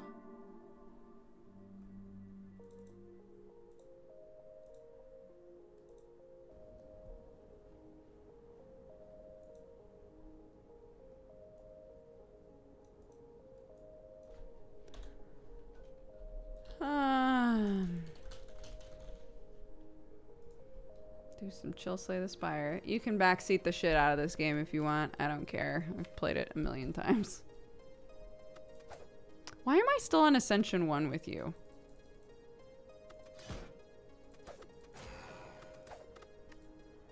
Oops.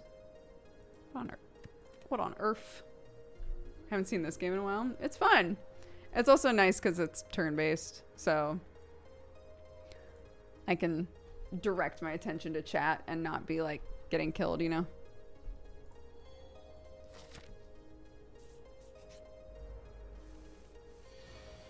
You like the small cam? Hello. It's me. I'm here. Man, I drank all my tea. Ripperoni and cheese.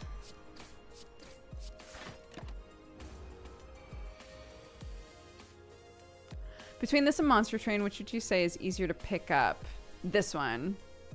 Because on Monster Train, you're literally like putting a bunch of different monsters in positions and stuff. This game, there's no positional anything, really. It's just learning what the cards are and how each of the classes works. So I would say this is more accessible.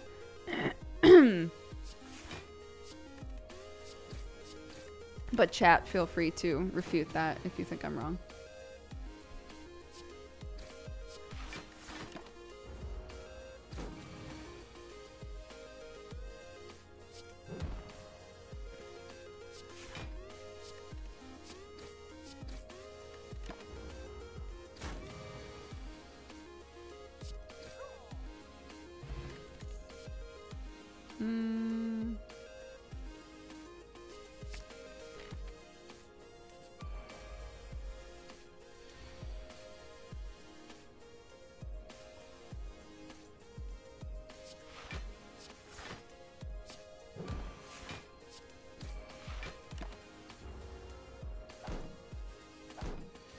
Yeah, there is a Sailor Moon mod for this game. Yes, absolutely. We've used it before.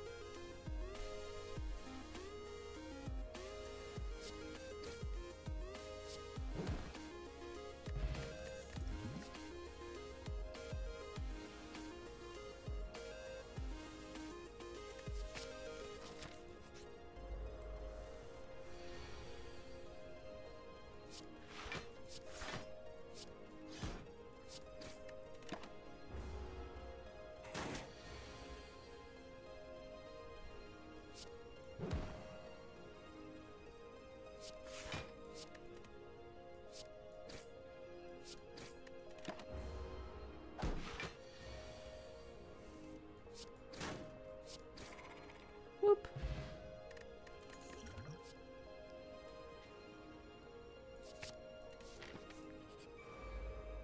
Let's see if we can get a discard deck going.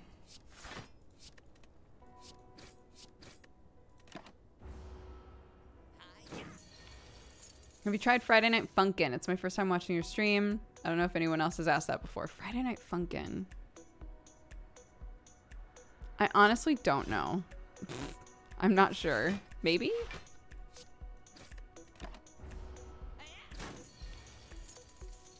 Thanks for the kind words about my hands. They're great. I love how you draw hands. And you love how you draw hands. I know that for a fact, so...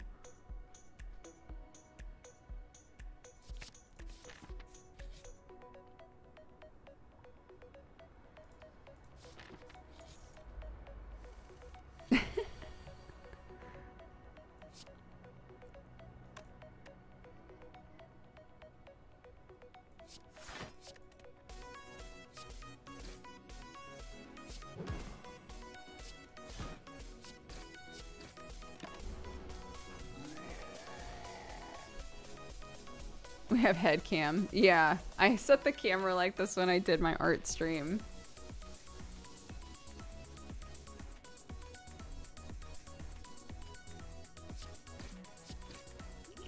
Oops.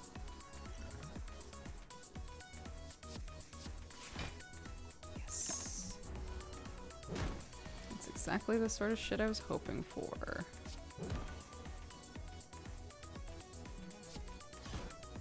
No! Oh my god, I'm a fool. Shit. Ugh.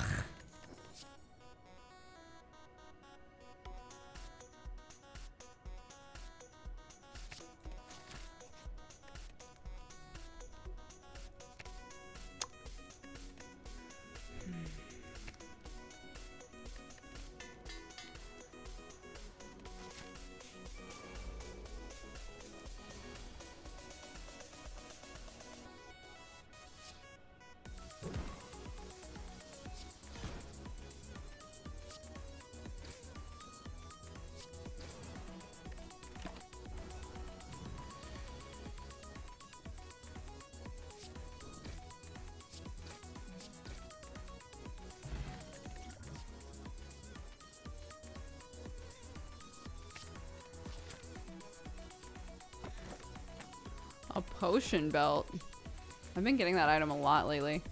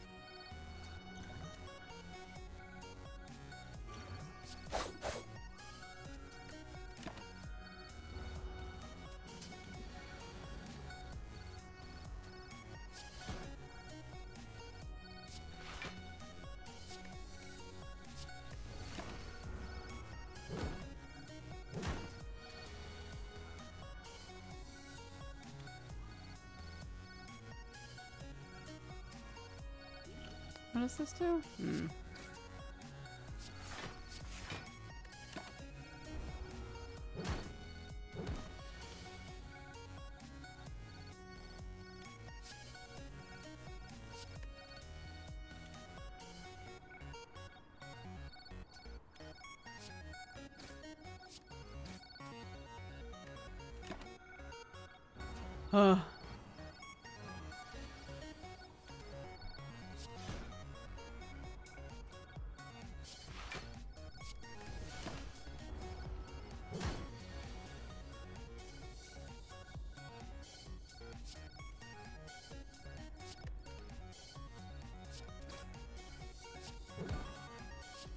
Cool.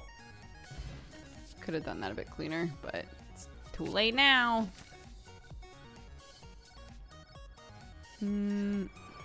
Sure.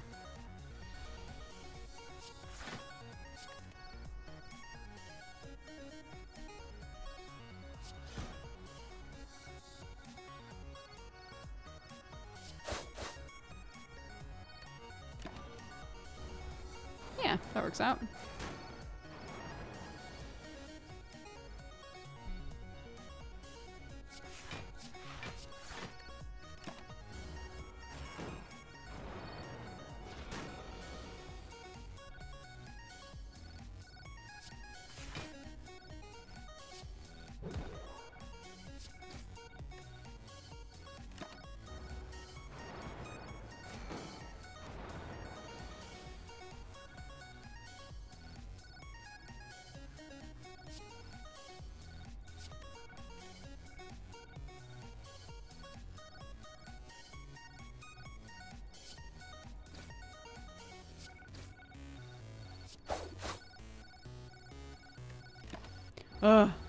What's up with the zoomed in camera? It's fun. It's a fun thing for fun people.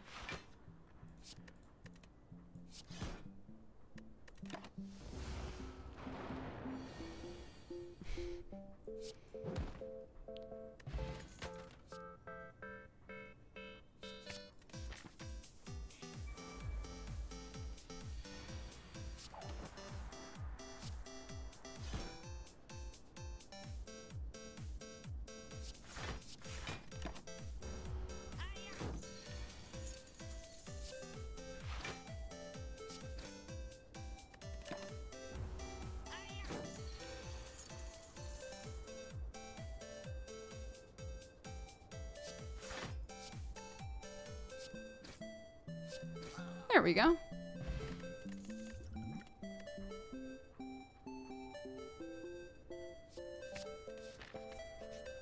Okay, let's heal up a little. Oh, I forgot that I had this. The Dodger mentioned how the chickens and cats are doing. Everybody's fine. I really need to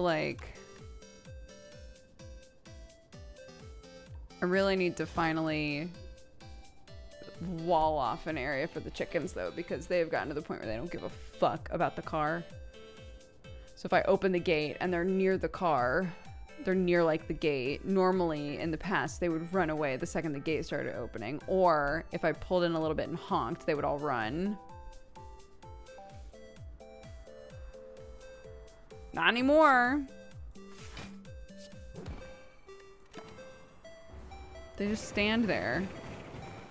I have to literally like spray the hose in their general direction and then they're like, wow!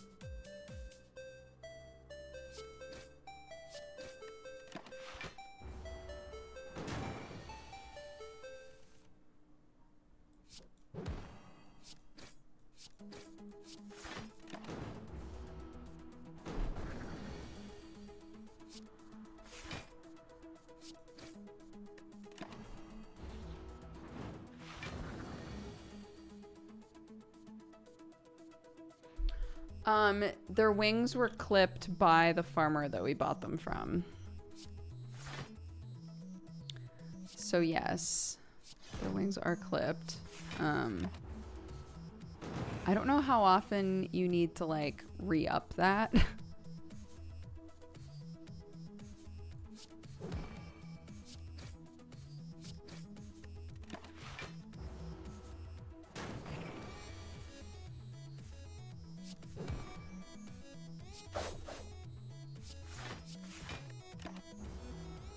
I know.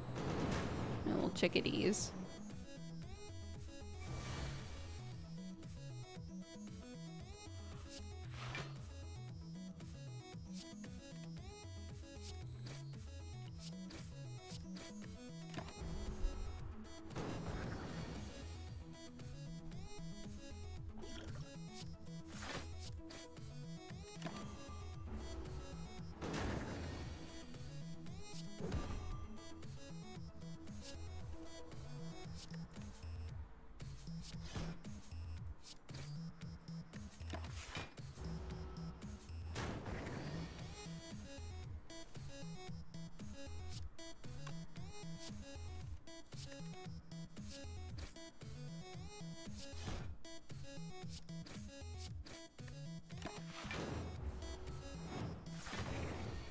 Okay, we're nearly there.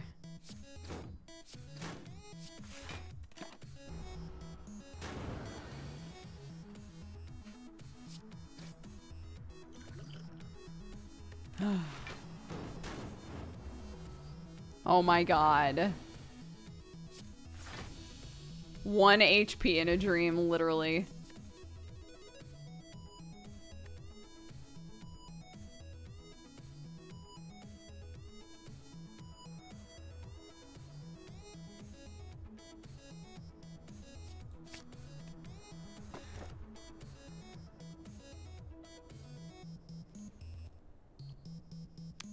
Like my potions though, but I can't upgrade cards anymore. I'm fine with that because let's be real, Act 2, it's kind of a crapshoot if I make it to a fire without being like, heal me.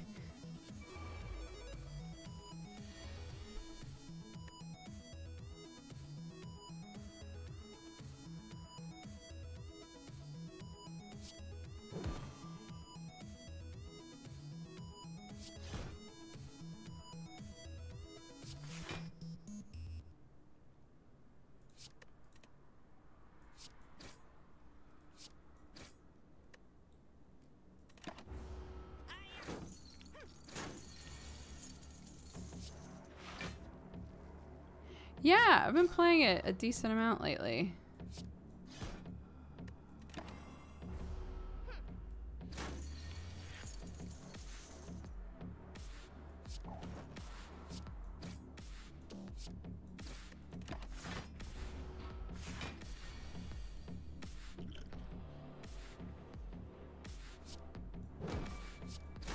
No.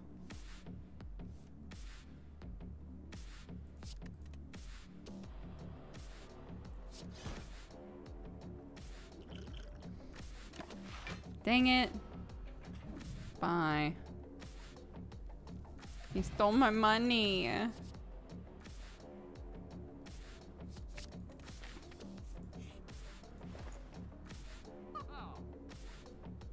God damn, I do love that one.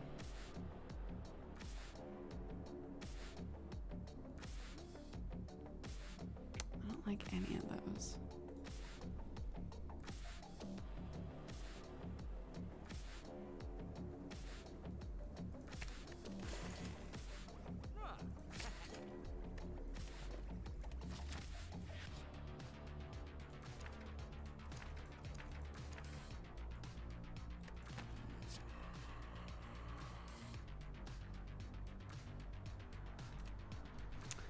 Nice.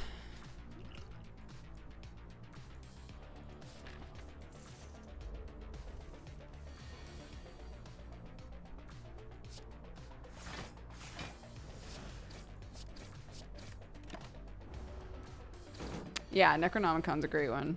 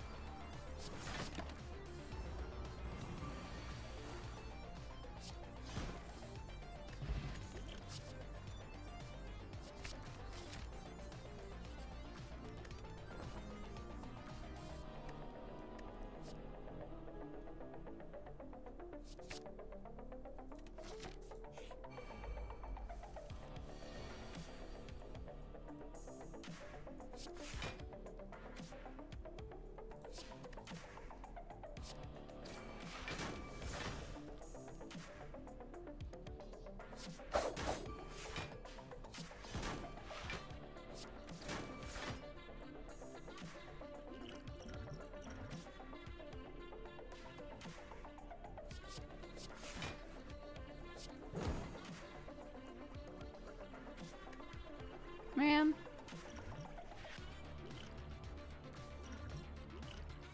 Okay.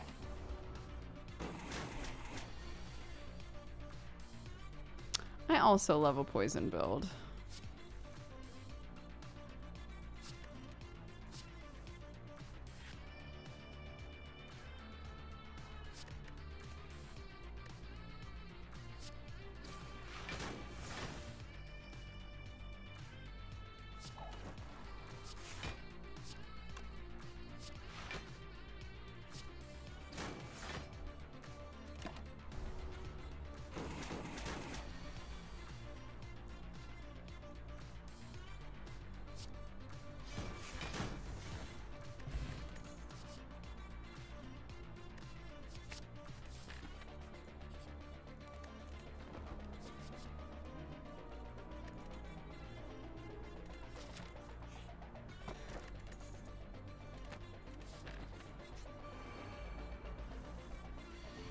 Alright, let's fucking go.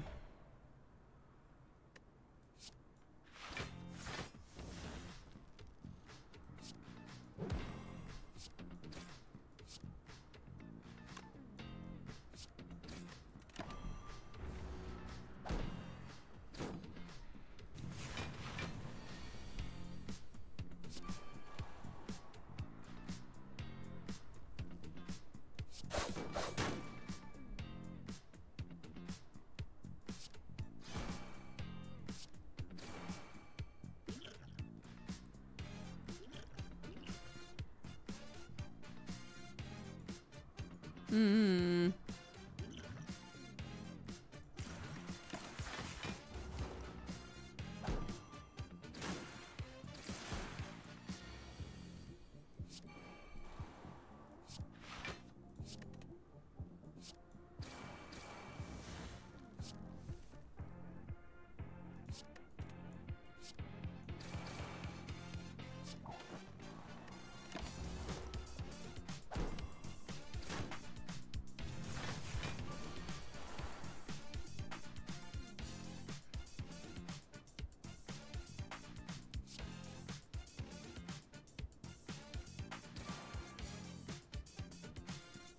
Oh, shoot. Oh, shoot. I misread that. I'm about to take a lot of damage. Oh, boy. Yep. Damn, that sucks.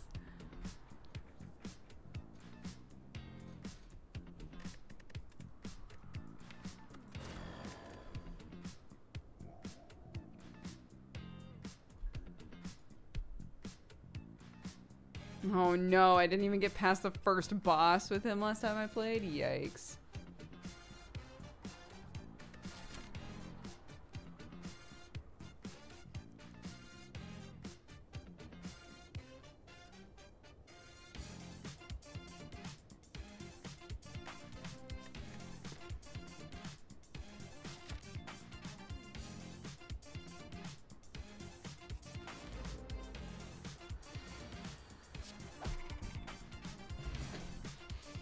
Not even a good map for 1 HP, I know. What are you gonna do?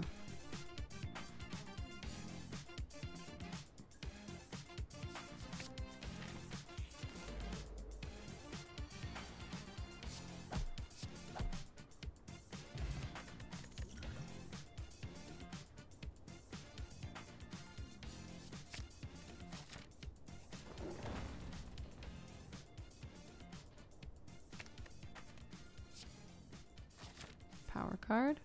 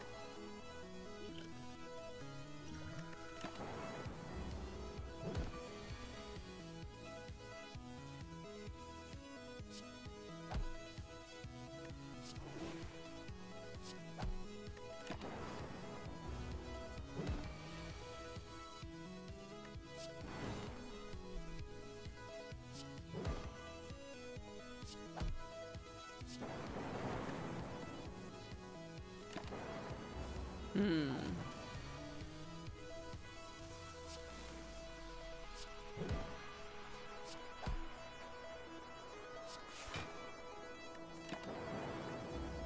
Almost.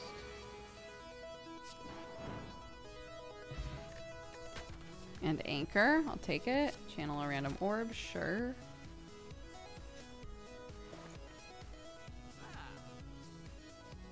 Oh. That was probably the wrong move, but what are you gonna do? It's already happened, Marge. I even attacked the wrong one. Where am I? Who am I?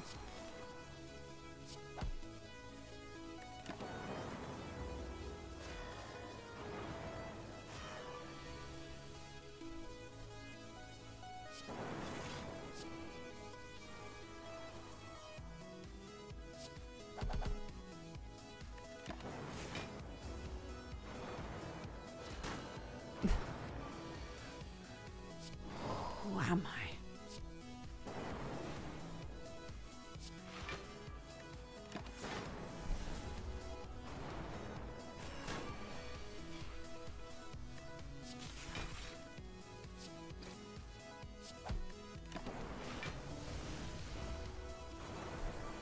Poor Defect is hard to run, but it's my favorite. I like Defect a lot.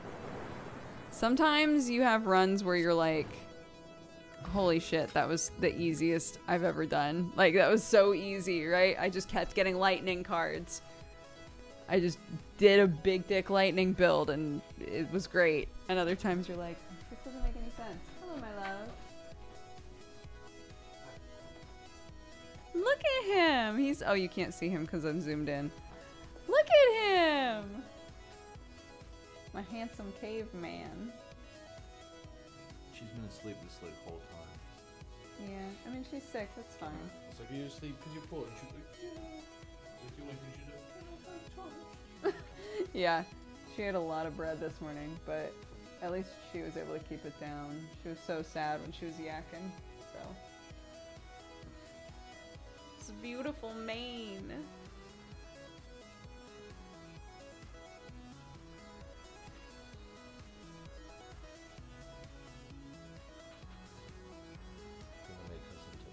Okay, darling. Did she wake up? she like woke up, but like I put the fan on it to cool it down, and I think the fan is making her go back to sleep. Why do you have a big hole in that shirt? Oh no, dude! I walked outside to talk to the guys, and then I reached back, and I was like, oh. Hello. Okay. Did they? Yeah, they came back, right? Is everything okay? Yeah, they're done. They left. Do we need another engineer to come out? Or because we don't have to route it yet. okay. So now there's another guy that comes. Gotcha. Cool. Okay. Loud as fuck shit in my office.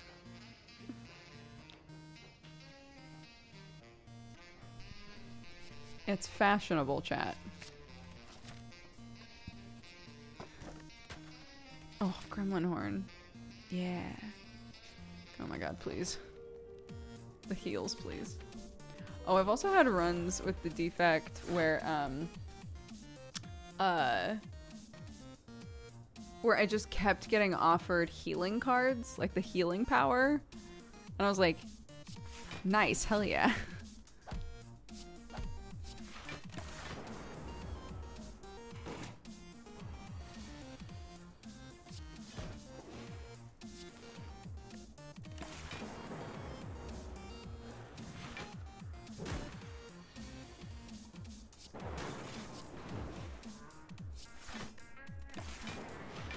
Aw, come on. Kill him. Oops.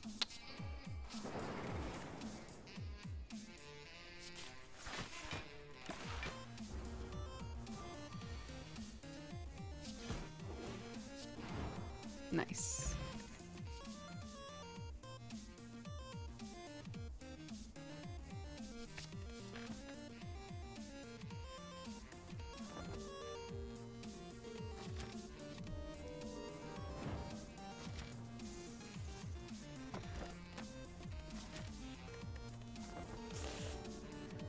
Not a great first area. I like to level up more cards than that, but what are you gonna do? It's fine. Have they added any new cards or other content? There are 4 classes now, and there's a ton of mods. If you are interested or into the mod scene at all. It's pretty great.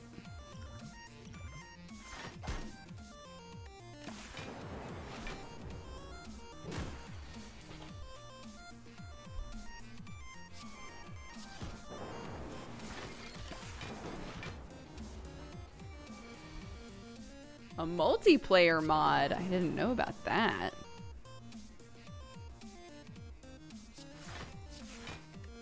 That sounds pretty cool.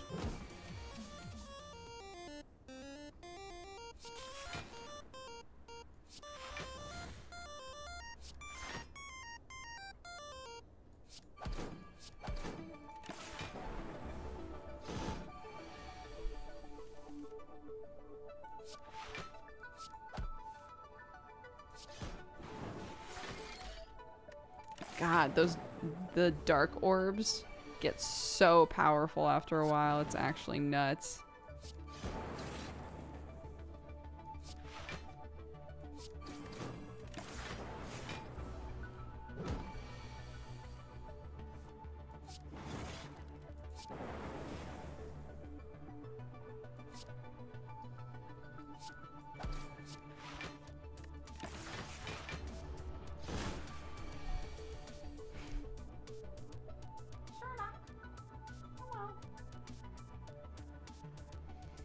He's upset because he hasn't been allowed to go outside at all today.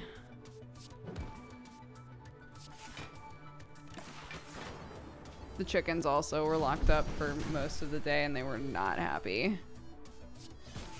It's like, all right, I get it. I get it. Everybody around here is getting all used to like hanging outside in the rain.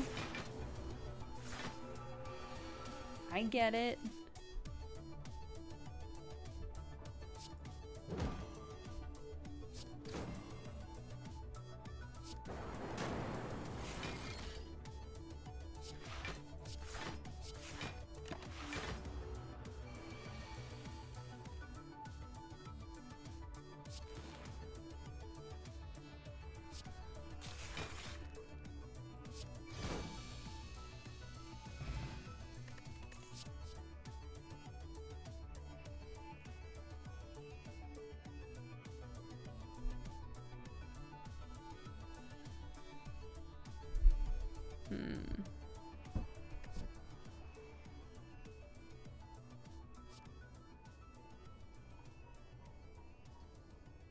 The chickens felt cooped up. They sure did.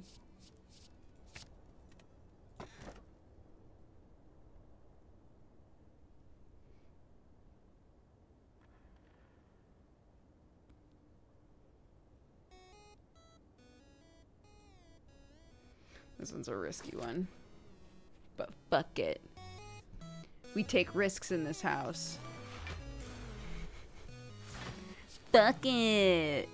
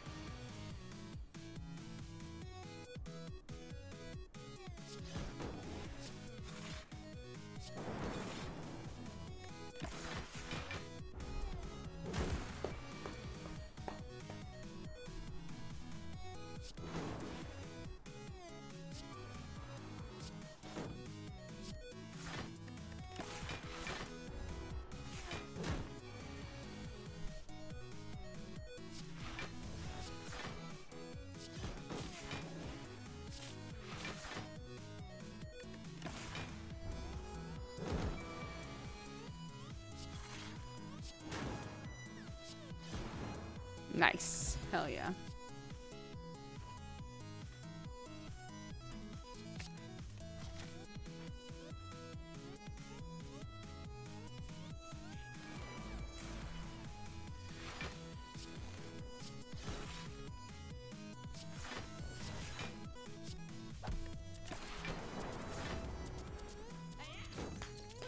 pro gamer household. Risks only. Risk only. That doesn't sound like a pro gamer household.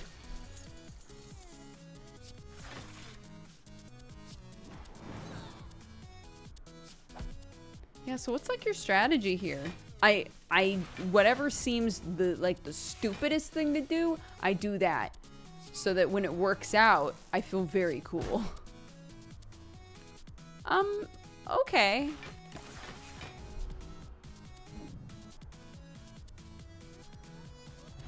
All risks, potential rewards.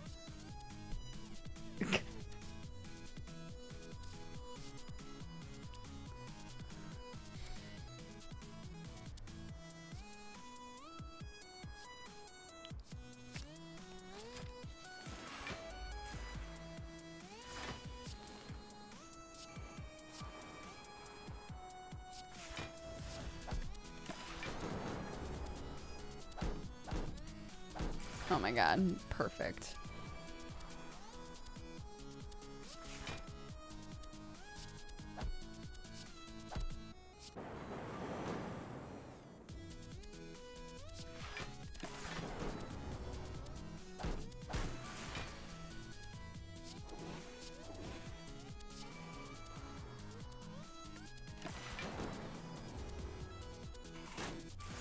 Ah, you fool!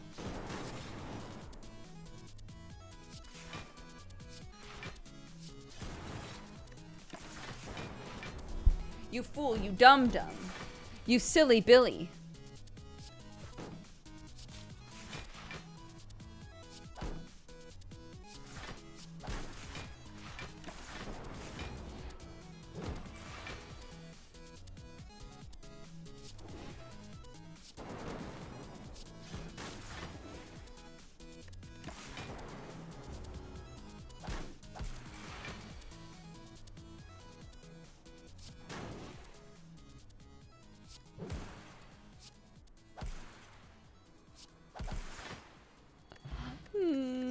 Nice.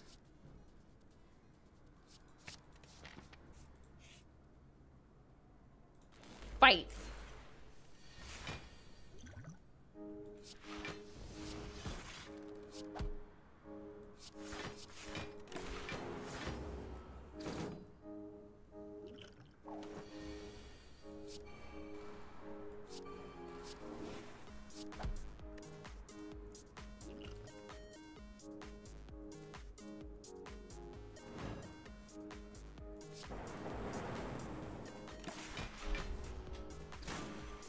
I'll take it.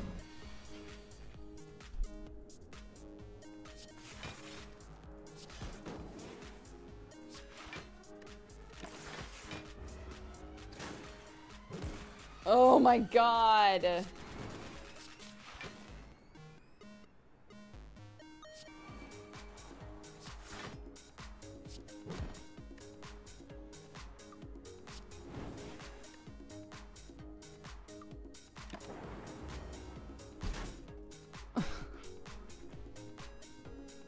Oh.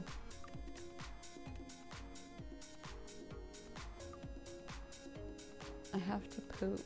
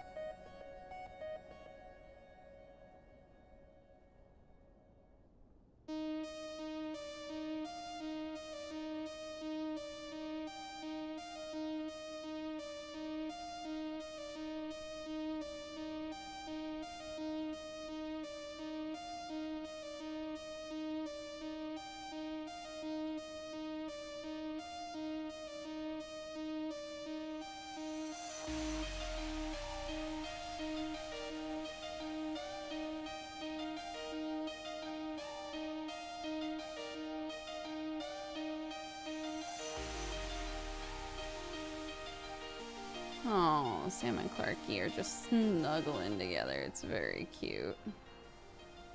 Okay, sorry. I was dropping my partner off at the airport. what was the phrase where we were like, does that mean something? It does now.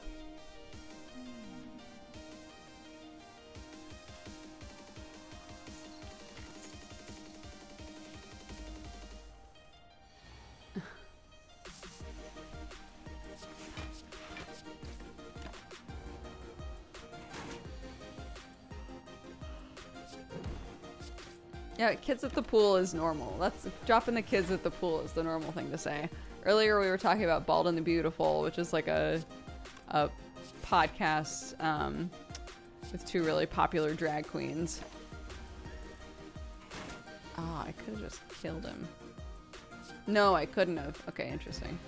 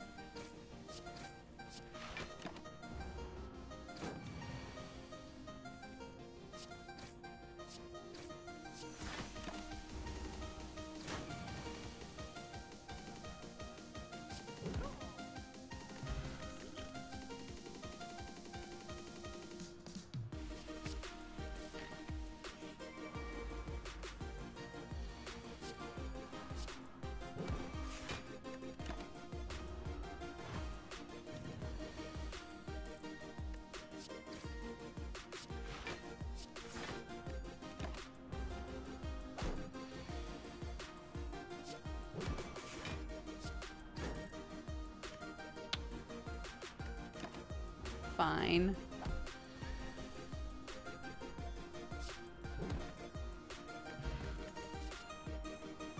Yeah, because Trixie was saying, like, when we first got together, he would always take me to the airport and pick me up from the airport.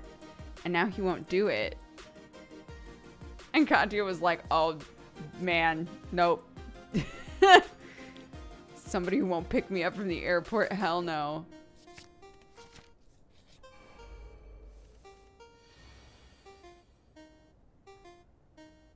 Have I seen before? I have, yeah. It's the most chaotic show I've ever seen in my life.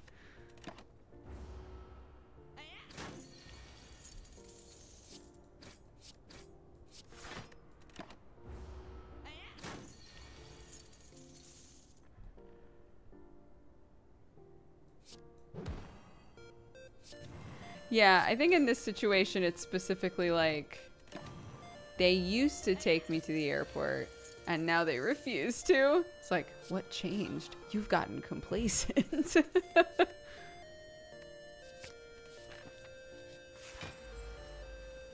Sam has never taken me to the airport because the entire time we were living in Los Angeles, Sam could not drive.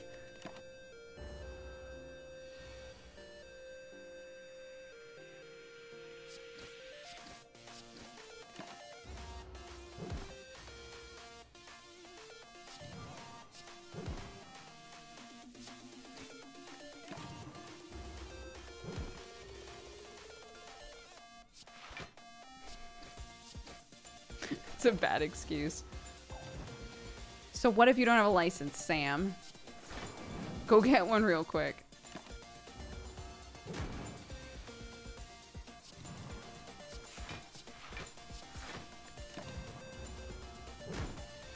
Oh my god. Oh my god. I should have started using that way earlier.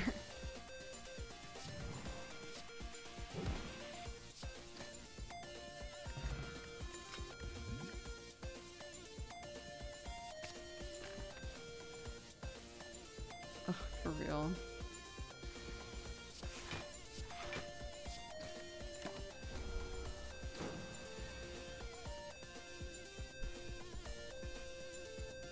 Just do the crime, bro. Homie, come on.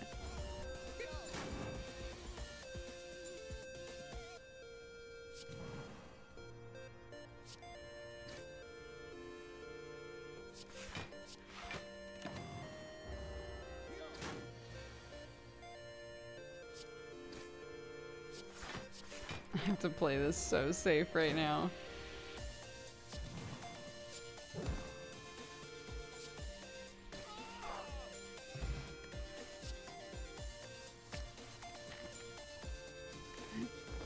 Yay! And then go this way. And go here and heal some more. Yeah! Ooh! I like it.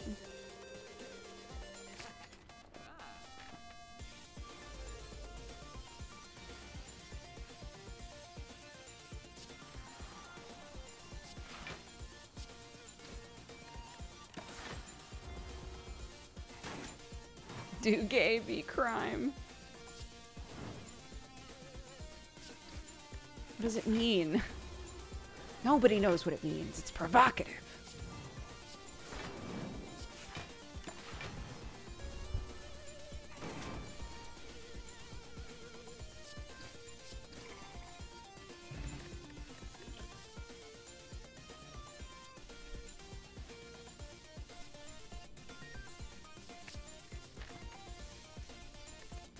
Oh no, that's not what I wanted to do. Oh my god. I just went on autopilot there.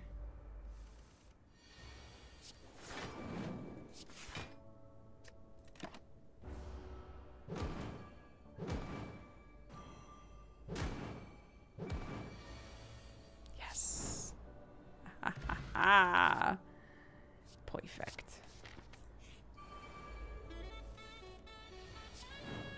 Ha ha ha ha. Oh.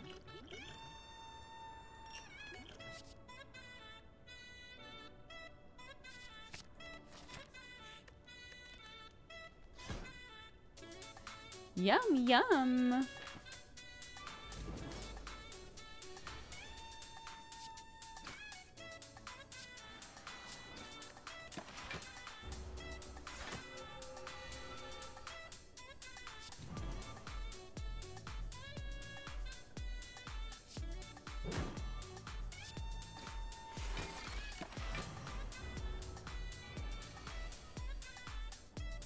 Gonna do laundry. Enjoy.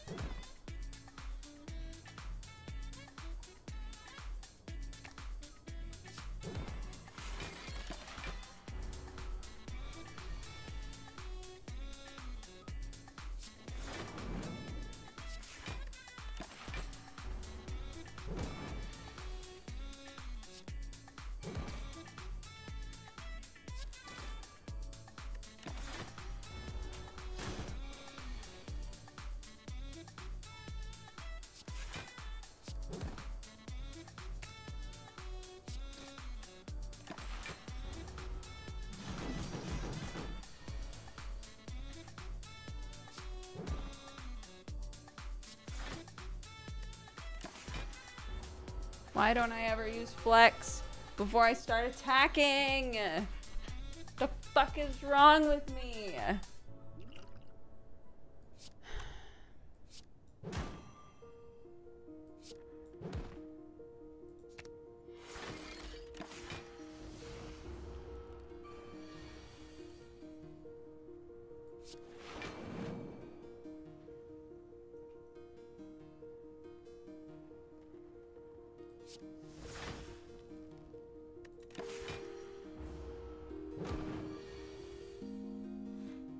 Not a very buff brookie summer move in the game or like in real life. Is this not very buff brookie?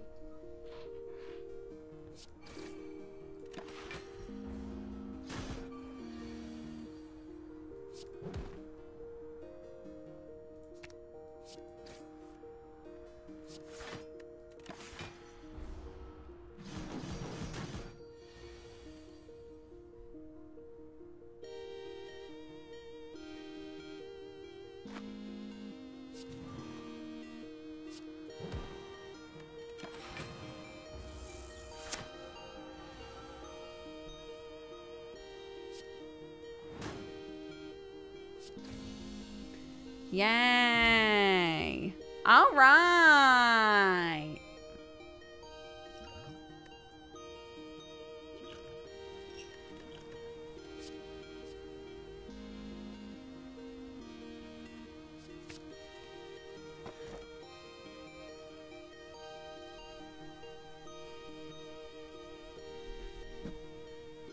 Oh no.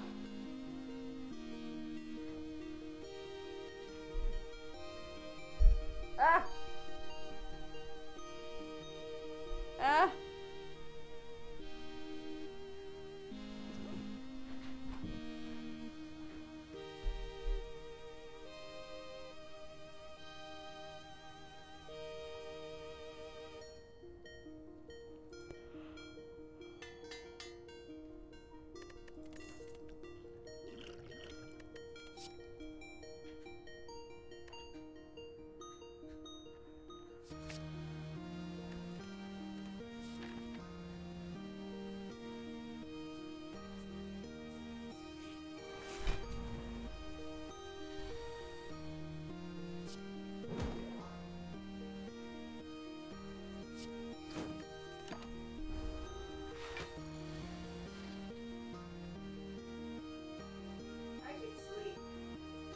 I could sleep like that.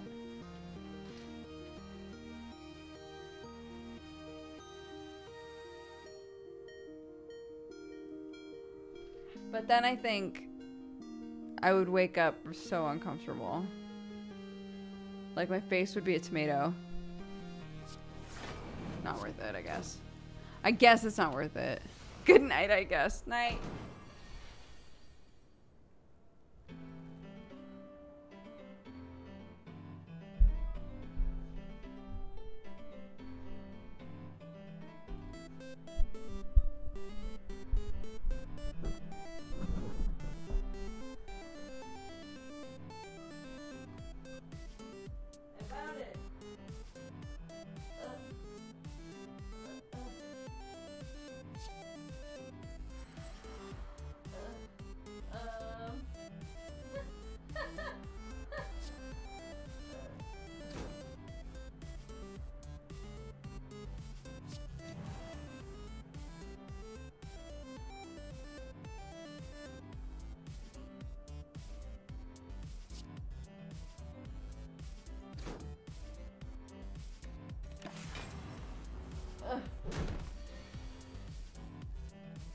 That's what it means to be a gamer.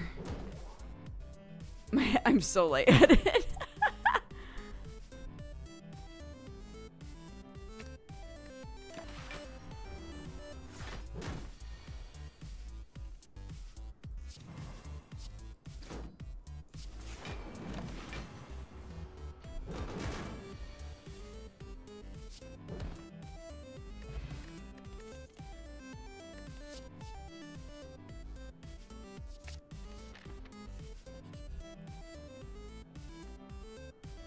Sure. I'm playing fast and loose right now. Let's go. Sure. Let's go.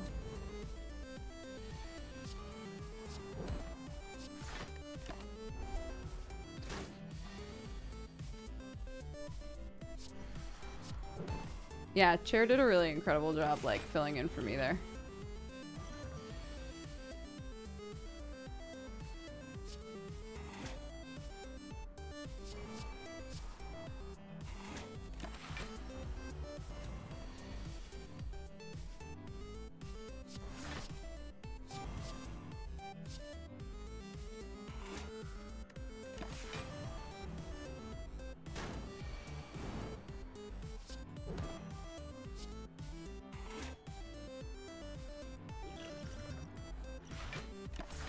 Aha.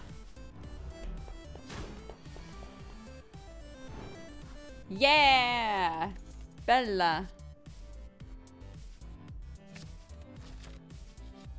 Yeah.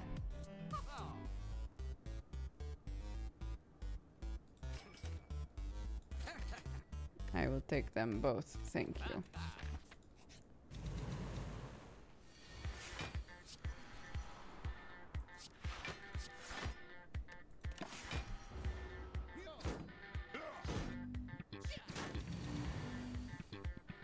Yes, give me both of these.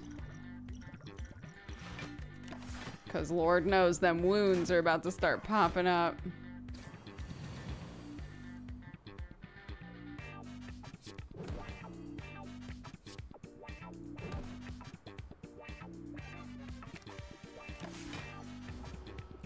Uh-oh. Uh-oh.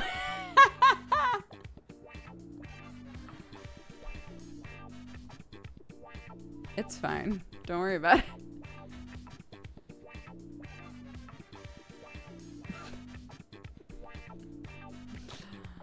Goodness gracious. Great balls of fire.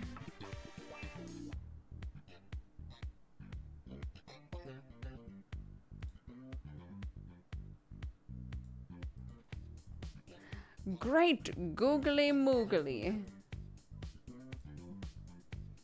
Alright. No extra stream today because normally we don't do an extra stream on Monday anyway, but today is my meetings day. So I'll be off trying to be a business person. But tomorrow we've got 2 streams, our normal Tuesday stream that happens at the same time that this stream did, and then an evening stream. Isn't MangaPod today? No. It's on Friday. MangaPod got rescheduled again. Because one of the 3 of us is having a rough time and needed a few days, so we just decided we're gonna add on to the number of Dorohedoro chapters, and just do a longer reading and cover it on Friday. So yeah. Yeah, on my birthday. What the heck? Perfect. But yes, so tomorrow 2 streams. It is my birthday week. I don't know what all is going to wind up going on. There might not be a Saturday morning Dooger this Saturday, depending on if I'm spending the whole day with my family.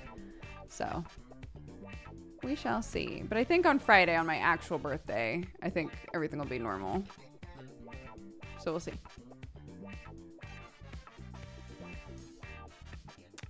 Two days ago? That's too far. Okay, Neka Lucifer, thank you for the 10 months. Maggie Pow Pow for the 29. D Sharp for the 16. Corvin Ross for the 57. Oddly Alive for the 6. Mr. Hart for the 8. Dapper Badger for the 25. Missy for the 18. Fatal for All for the 65. Avi for the gifted sub. Or no, for the 71 months. 71 months! Almost 6 years. Poldy for the 45. Sheer Games for the 2. Johnny Mac for the 29. Arcelbo for the 71 as well. I know, I'm just so used to saying thank you for the gifted sub, and then I had to double take and be like, no, it's not a gifted sub. Arcelbo for the nearly 6 months as well. Skylithe for the 1 year. Happy anniversary. Thank you so much for all the support. Rochi 2.0, thank you for the 6. Open Face Sandwich for the 9. Happy Twitch baby. Saxaz, thank you for the 5. Geek Step for the 75. Yulnamara for the 11. Shoujo Girl for the 8. Strawberry Sky for the 29. Cozy Posy for the 3. Sayeth for the 7. Savatiel for the 40, Dr. Blake for the 33, Hybrid Bassist for the 3, Hasiru for the 49, Shatterbox Streams for the 4 years. Happy anniversary. Thank you so much for all the support and love. Asteria, welcome to the Cat Gang. Thank you so much. Simple Things, thank you for the 17, Tiff Sum for the 10, Shrouded Wolf for the 18, Cyberpope for the 13, Dorian Kahan for the 58, Harumpfenstein for the 2. Thank you all so much. Let's see. Did someone redeem Raid Leader? We also had a Valentine. Vero said, sending love out to those who might need to hear it. You're all very important, so keep at it.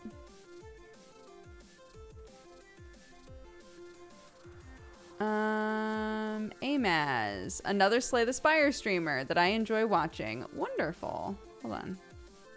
Let's make sure that they are still streaming. My hair looks awesome. Oh, I thank you. It's just in a little pony. Little ponytail. They're playing a game called Storybook Brawl. Nice. We are ending, yeah. Okay, go say hi, spread love, spread joy. I will see you all tomorrow. Thank you very much for the support. I'm gonna go take care of my sick kid, and take care. I'll see you when I see you. Bye bye.